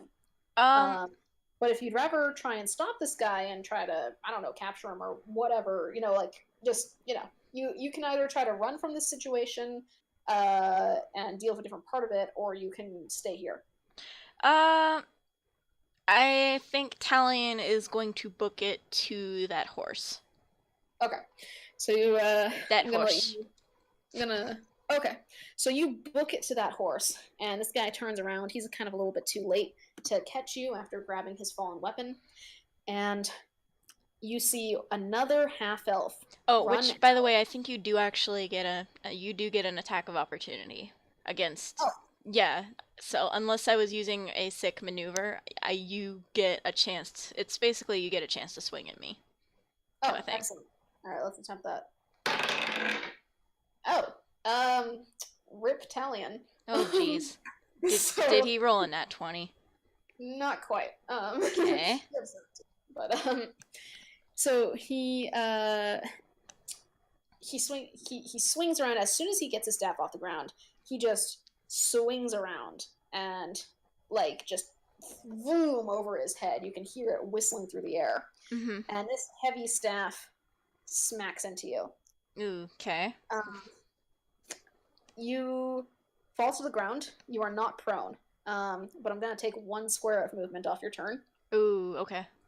and say, I mean, it did hit you basically where you've got armor on, so I'm gonna say that gives you 2 damage, which shouldn't be too much for your HP. Okay. Well, I think you can just like roll whatever dice you would use for a staff. It's I mean, if you want me to, I just trying to let you off easy here, but it's cool. It's I got no. 30. I got 36 hit points to spare. I'll be okay. All right, let's all right, I've got to yeah, all right, let's roll this. Okay. So you take 3 points of damage. Okay. So yeah, that's not too bad. So so he hits you, and as you're getting back to your feet, you see another half elf run out of the town hall, and there's several people chasing him. Oh He heck. a guy probably, and looks surprisingly. I mean, not that you've got a really good look at them, but he does look surprisingly like the other one that's already on a horse. And no, this is not Taco Twins. That was completely unintentional. But these two do look like twins, and Okay. I think I had that on my subconscious mind. I'm hip to it. I'm always hip to that. Okay. So I don't have a token for him. I'm sorry, but That's fine. you That's fine. have to take my word for it. He runs out, and he has people on his tail. There's some very angry townspeople going by, and they're probably going to deal with him fine. But now here's the point where Tallian is probably like, "Are you kidding me?" There is one more player in the field. Okay. As you head for that brown horse, Uh-huh. you reach it, look up, and find yourself face to face with a dragonborn. What? Okay. And this dragonborn, you kind of have that moment like in movies where you just kind of awkwardly look at each other for a second, and you're like, so do we attack each other, kind of thing. And this guy, I mean, you're at the front of the horse, he's at the back of the horse, and he gives you like a once over in that second and decides to attempt to get on the horse, and just like noping out of here. Well, and I'm laughing really hard because I'm now envisioning them both like trying to mount the horse at the same time. Yes, the horse is extremely confused. And I'm actually gonna have you roll animal handling. Ooh, snap. That would be a nature check then? I What would believe it that is. be? I think it's nature. Oh, an 18. Okay. Well, an 18 plus 5, so a lot. Okay. Math. So you managed to mount the horse first. And now that you're up there, it's kind of like, wait, what am I doing? Now what? Now what? But you see those half-elf twins taking off, and the halfling is now running after them, yelling, "Wait for me, you jerks!" and they do slow down long enough. They do slow down for a second right at the entrance of the town. So you've maybe got a chance to catch up to them if you wanted to. You could try some kind of epic, like Merida, shoot from the horse kind of thing. Oh, absolutely. I think The only, I am the only super hip to real, that. there Oh, is an immediate problem though, which is that the Dragonborn is still there, and he uh, he has decided to let go of the horse, but he was still in possession of a bow and arrow. Actually, giving him a look, you think he's probably a ranger. oh, whoops. Um, so you are 100% able to go after those other horses if you'd like to, but it is worth noting that you have someone who's about to train an arrow on you from behind. Um, you know what?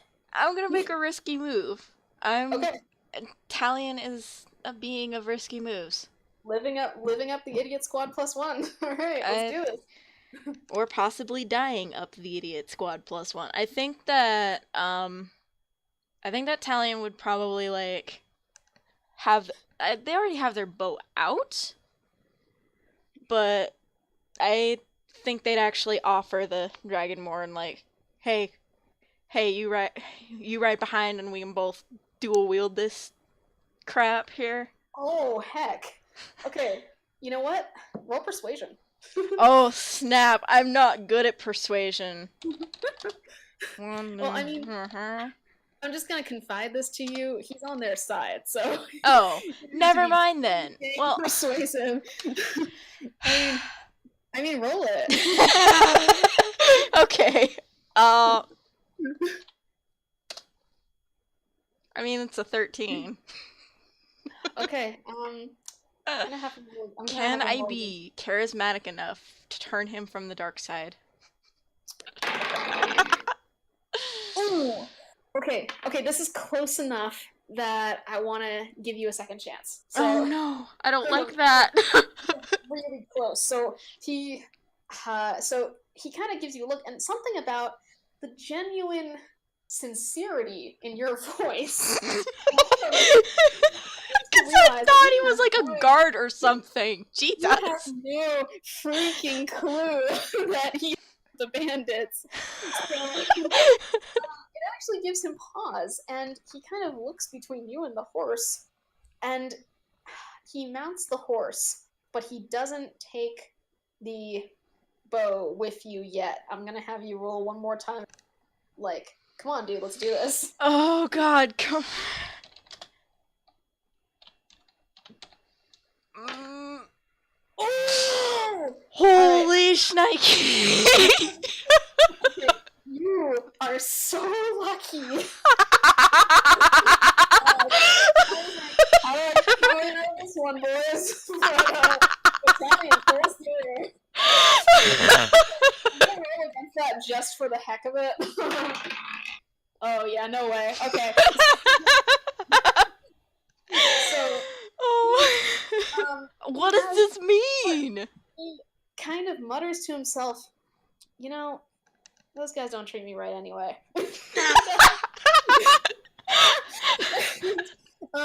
And as you are riding the horse, he takes the bow with you and he steadies it for you while you notch an arrow.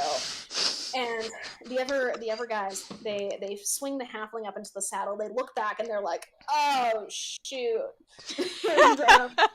and and the male half elf yells out, "Hey, way to go, Taba!" I don't have a name in mind. Way to go, number 4. I don't know, number 3. I'm gonna number 3. Way to go, number 3. He's just like, and then he claps his hand over his mouth, like he's probably thinking that this guy's gonna double cross you or something, just throw you from the horse and then catch up with them, which was probably his plan originally. But I tricked him with my natural beguiling charm. but, so they start up the horses, and they aren't at full running speed yet, and you come up alongside them, and he's telling you his life story while you're riding. He's a very sensitive guy, and he's just like, listen, I'm their archer. I'm supposed to keep watch and, like, snipe guards while they're trying to steal or whatever, but it never felt right, Like, I got a mom back home, man. And she wouldn't want me to do this. Yeah, no, I get you, man. I got family back home that wouldn't want me to be doing any of this, so I get you. And he's just kind of like, you get me, man. And, I have successfully cast a charm person spell without any kind of magic. Listen, Tallian is that nice of a person, okay? Apparently. One senses that. So you're riding by, and I'm gonna have you. Okay, so I'm going to combine your rolls, but I'm gonna have you both roll disadvantage. Oh, okay. All right, I'm just gonna start rolling for him here. Okay. All right. It's a 15. What am I rolling for? Basically to see how well you can shoot an arrow from a moving horse. Okay, that makes sense. You know what? Then screw it. I'm gonna. Well, no, I don't want to do that. I almost made you roll. Well. What? Tell me. Huh. Well, no, I was wondering if I did the twin strike thing, whatever, where I have to roll 2 different attack rolls. If you would have to roll 4, then, or if you would have to roll 2, then too. Well, I mean, are you doing twin strike? I think I will, actually. Okay, so just because that's usually what my thing is.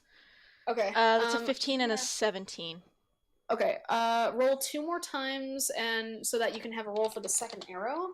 And this guy's, I'm just going to keep him rolling his single disadvantage because he's just helping you steady it. Wow, okay. Okay, so that's a 15 14. And a 14. Yeah, that's a 15 and a 14. Okay, I'm going to come... Alright, so with this guy's roll for you combined, that comes up as a 20 and a 19. So these guys have a slim chance of blocking this, but they're gonna try. Ooh, yikes. Okay, so your arrows hit their mark true. Okay, and I'm not like trying to kill them or anything. I'm just trying to make it so that they can fall off the horse. I figure Tallian's not trying to, murder to. I make a horrible murder hobo. I'm sorry. So, the male half elf, to your left, you hit him right on the shoulder. It's not a great place to get hit with an arrow. So he topples from the horse, and the other one, this is a little bit of a surprise here. The half. I'm sorry. No, I'm just amazed at all these incredibly insane things that you've managed to do. I'm sorry if it's getting too kooky. You can take it back. This sequence overly complicated, and that is my fault. So I added in way too many characters, but I just couldn't resist. So, so the half elf. On the back of the female, the halfling on the back of the female half elf's horse, actually takes the arrow hit for her. Sort of. He kind of tries to block it. He's wearing some very light armor underneath his spellcasting robe, so he's not. Yeah. Okay. He's not terribly injured, but he topples from the horse. He lets out the girliest scream you've ever heard. And the black horse rides off, just away. The half-elf kind of takes a look at everything going on and seems to make a decision, and she dismounts, just jumps right off. And she's kind of like, screw it, everyone else is stuck. So you slow to a halt, and the Dragonborn slides off the horse that you guys are on, and he kind of awkwardly off. Not expecting to be a part of this. Yeah, he looks over his shoulder and he yells at you, "Hey, thanks, man. I feel free now. I guess I'm gonna do something." And he just runs off. He just hops. He runs past the town hall, past where he was originally, and hops the fence and just keeps going. And like no one goes after him except like one guard is like, "Hey, forget it." And so now you have an injured half-elf, a non-injured half-elf, and a screaming, really dramatic cleric on the ground. You dismount your horse, and a bunch of people from the village come up to you, and they're praising you. And they're like, "Dude, I have never seen anything like that. Like, that was incredible." And someone yells out, someone yells out, "We're safe from the bandits now. This stranger has stopped them." And everyone around the fire pits and everything who had kind of been hunkering down and trying to avoid all of the fighting going on, all of the hullabaloo, yeah, they kind of poke their heads out. And a couple people who were also inside the town hall start trickling out to see you, and it's a little overwhelming, I'm going to be honest. It's a lot of attention all at once. But yeah, definitely not my jam. Not so much Tallian's jam. So while you're a little bit bemused, that guy who sold you the arrows, he kind of jumps up and down a little bit. He's pretty short. He kind of jumps up and down the crowd and waves his hand, and he tries to yell over everyone talking about what just happened. Hey, over here, I forgot to give you something. Okay, I kind of I kind of like keep an eye, like, hey, you guard, y'all got this, guards? Are closest facsimile of guards? Are we good here? Are you cool? And they give you kind of a smile, just like a thanks, man, kind of look, and I don't know, they look pretty busy. They're trying to calm down the cleric, and the uninjured female half-elf is now yelling at him, just kind of like, "You're supposed to be healing. What are you? Get up!" Just this long stream of like incredibly childish, like, "I cannot believe you" kind of sentences. I want to picture like Tallian stepping over the puddle of cleric kind of thing, and like their cloak billowing over them, just like sorry. God, the cleric like yells as you go by, "They stepped on my hands." Sorry. Sorry, dude. Didn't mean to add insult to injury. You are not that careless. He's just being overdramatic. Okay, whatevs. And I make it over to Beetle. And Beetle, I was actually gonna make that his name anyway. Sorry. Thank you, Khaoz, for reminding me of this. He hands you a coupon. This is valid at any fantasy Safeway or what was it? A fantasy Sam's Club, fantasy Sam's Club location. And he's like, just bring that up to me, or have it mailed or whatever, and I'll make sure you get a good gold discount. The more you buy, the more coupons you get. And Tallian's like, "Thank you." He also goes, "Oh, and thank you for saving the town. I was getting real tired of locking up my stuff every night." And you kind of get in that instant, the feeling that the people here have no idea how security works. Yeah, no kidding. It's like, this is a damsel in distress kind of town, apparently, that is just always in jeopardy.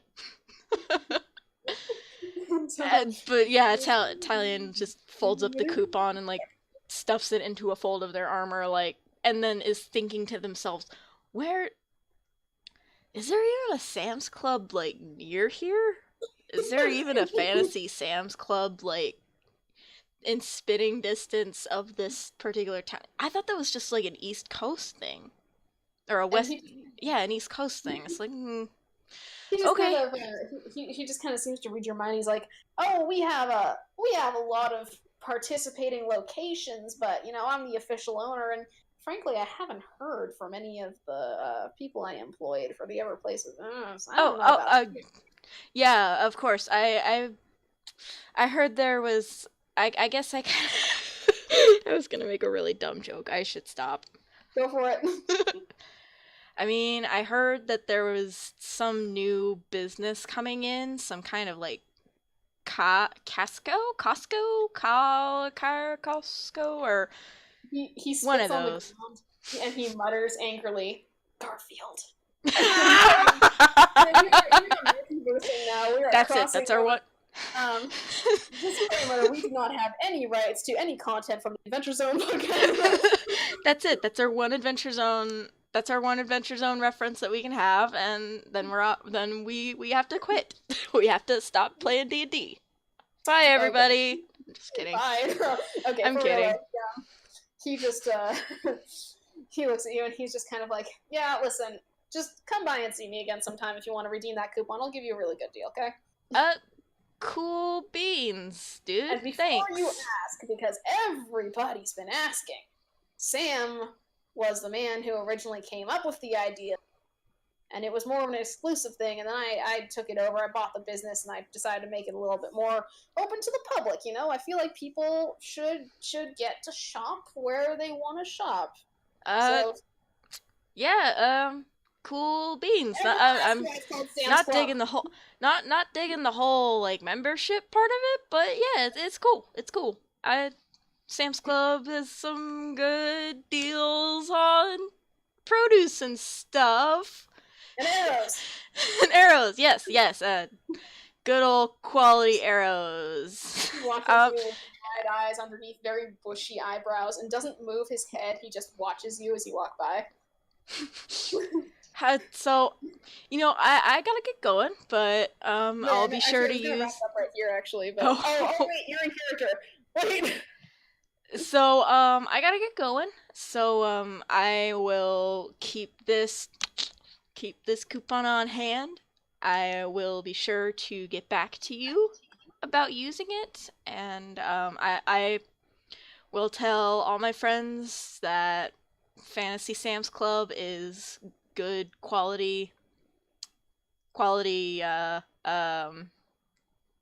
materials and stuff and things. So yeah, I'm sure my people will get in touch with your people and have a good He day.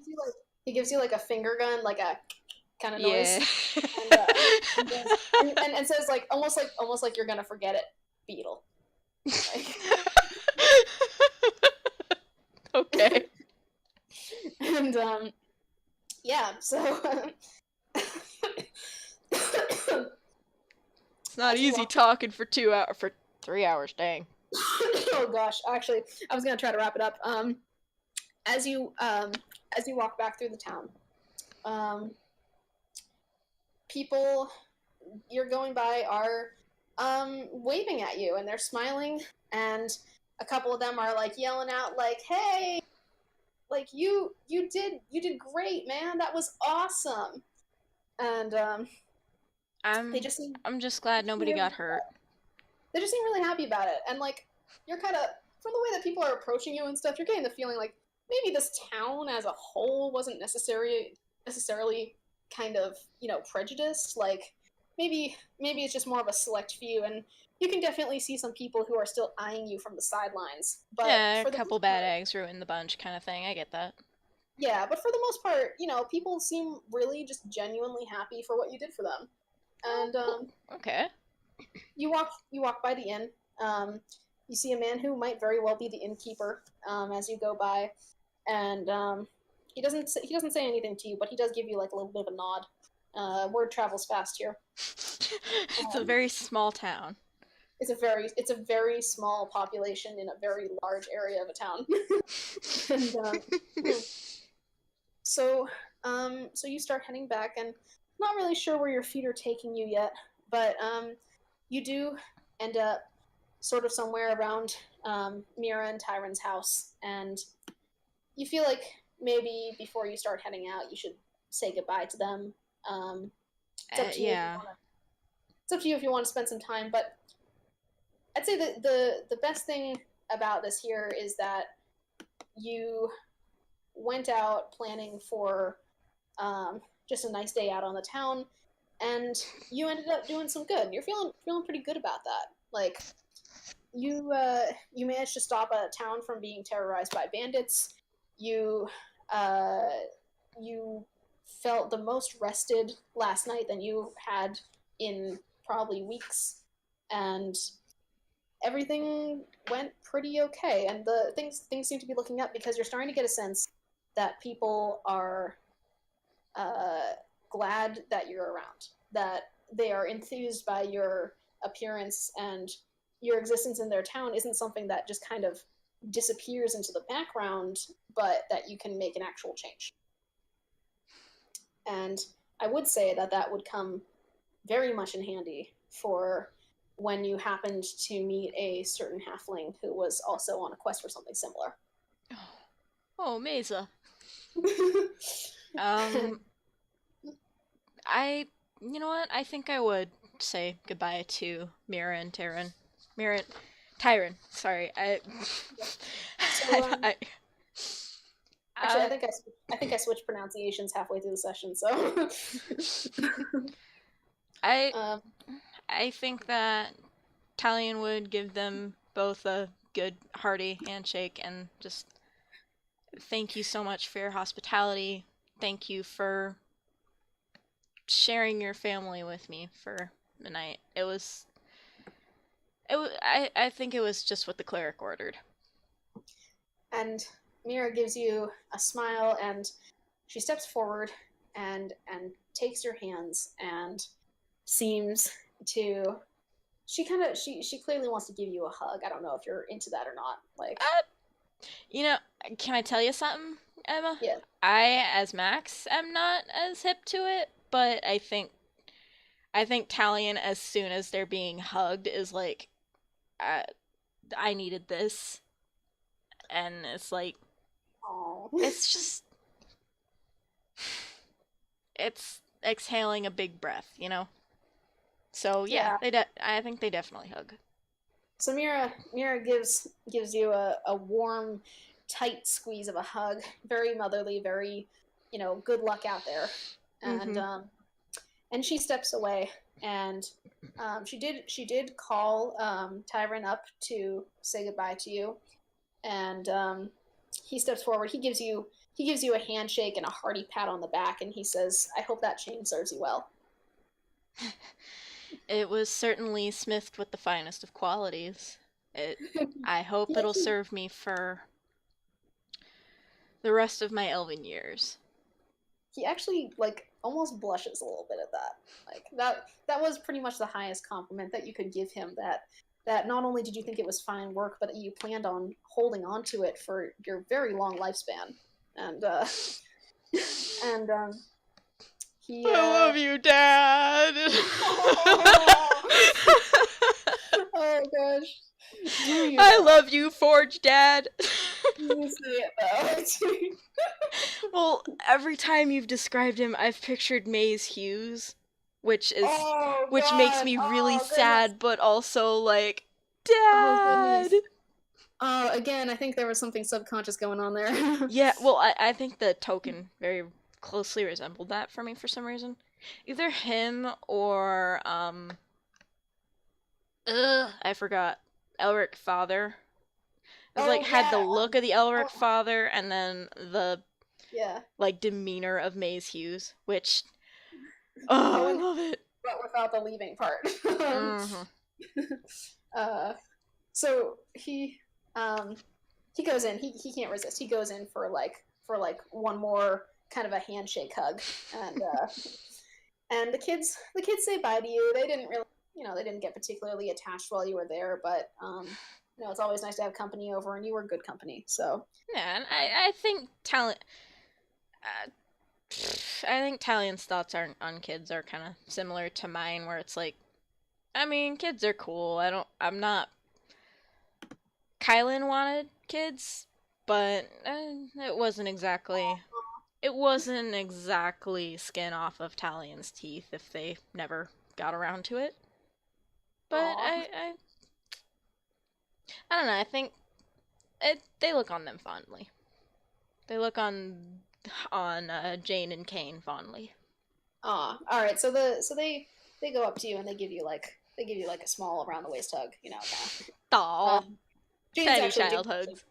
she's actually tall enough that she can give you like a full regular hug, but um, and they say their goodbyes and thank you for helping out with the chores so that they didn't have to last night, and um, Tallian ruffles Kane's hair and it's like, aw, make more, make good games, dude. and he just kind of holds up like a D20 and is like grins at you. He's missing like one baby, like one baby tooth is like almost fully grown in, or like one Precious one boy. is fully grown in, and Precious boy. came out a little late, and he just kind of holds up that dice and just looks at you like, "Will do." Precious um, child. I love him. so, We've had like 2 seconds of interaction and I love him. aw.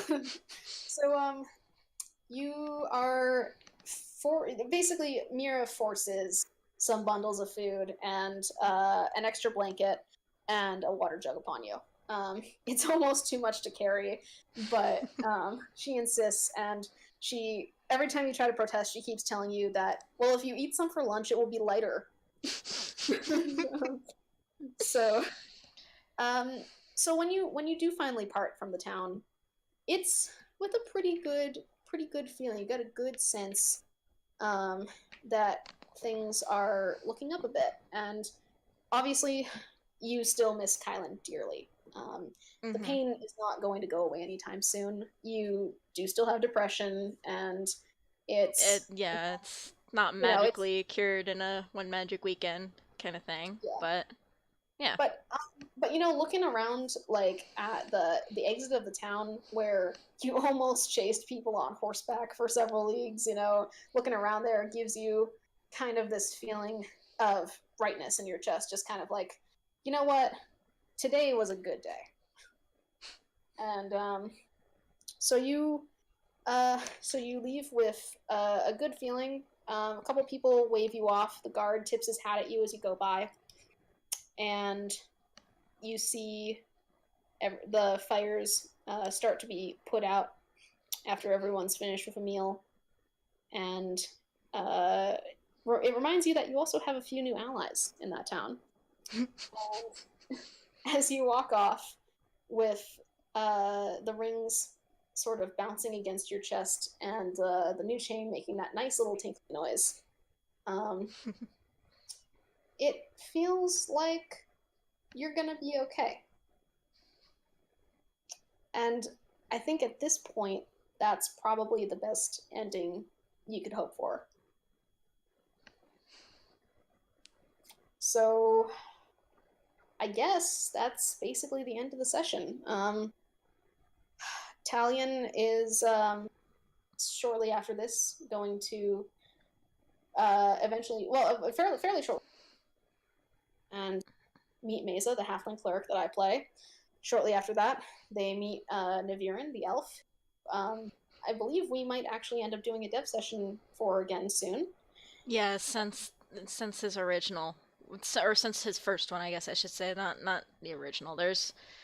I do plan on having, especially since this was a little bit of a longer session, I plan on having like actual cool big sessions for you guys. So that's I'm up for that. And I don't think you've seen it yet. Khaoz suggested in the chat an idea for a sort of meeting Niveryn kind of dev session that, and the idea looks pretty cool. So maybe we'll do that.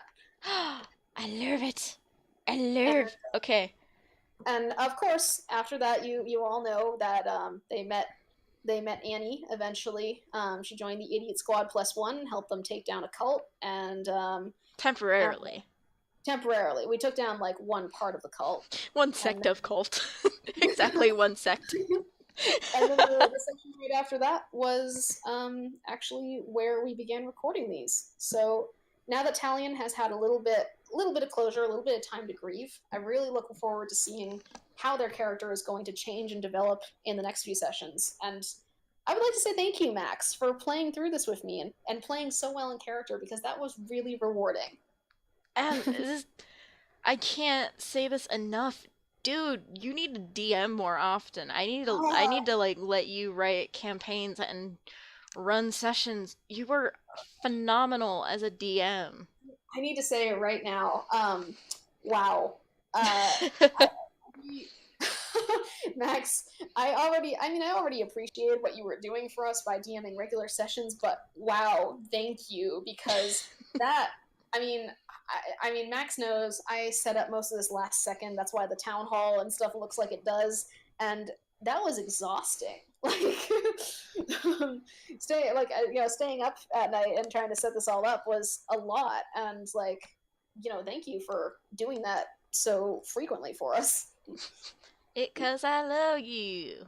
I Aw, honestly we it love is because it's you know what stuff like this makes it fun. Yeah, it is fun. It's so great. It's DMing and playing, especially playing this session has been like probably one of my most rewarding experiences as a creator, as a actor, as a writer, as a person. That just felt really cathartic.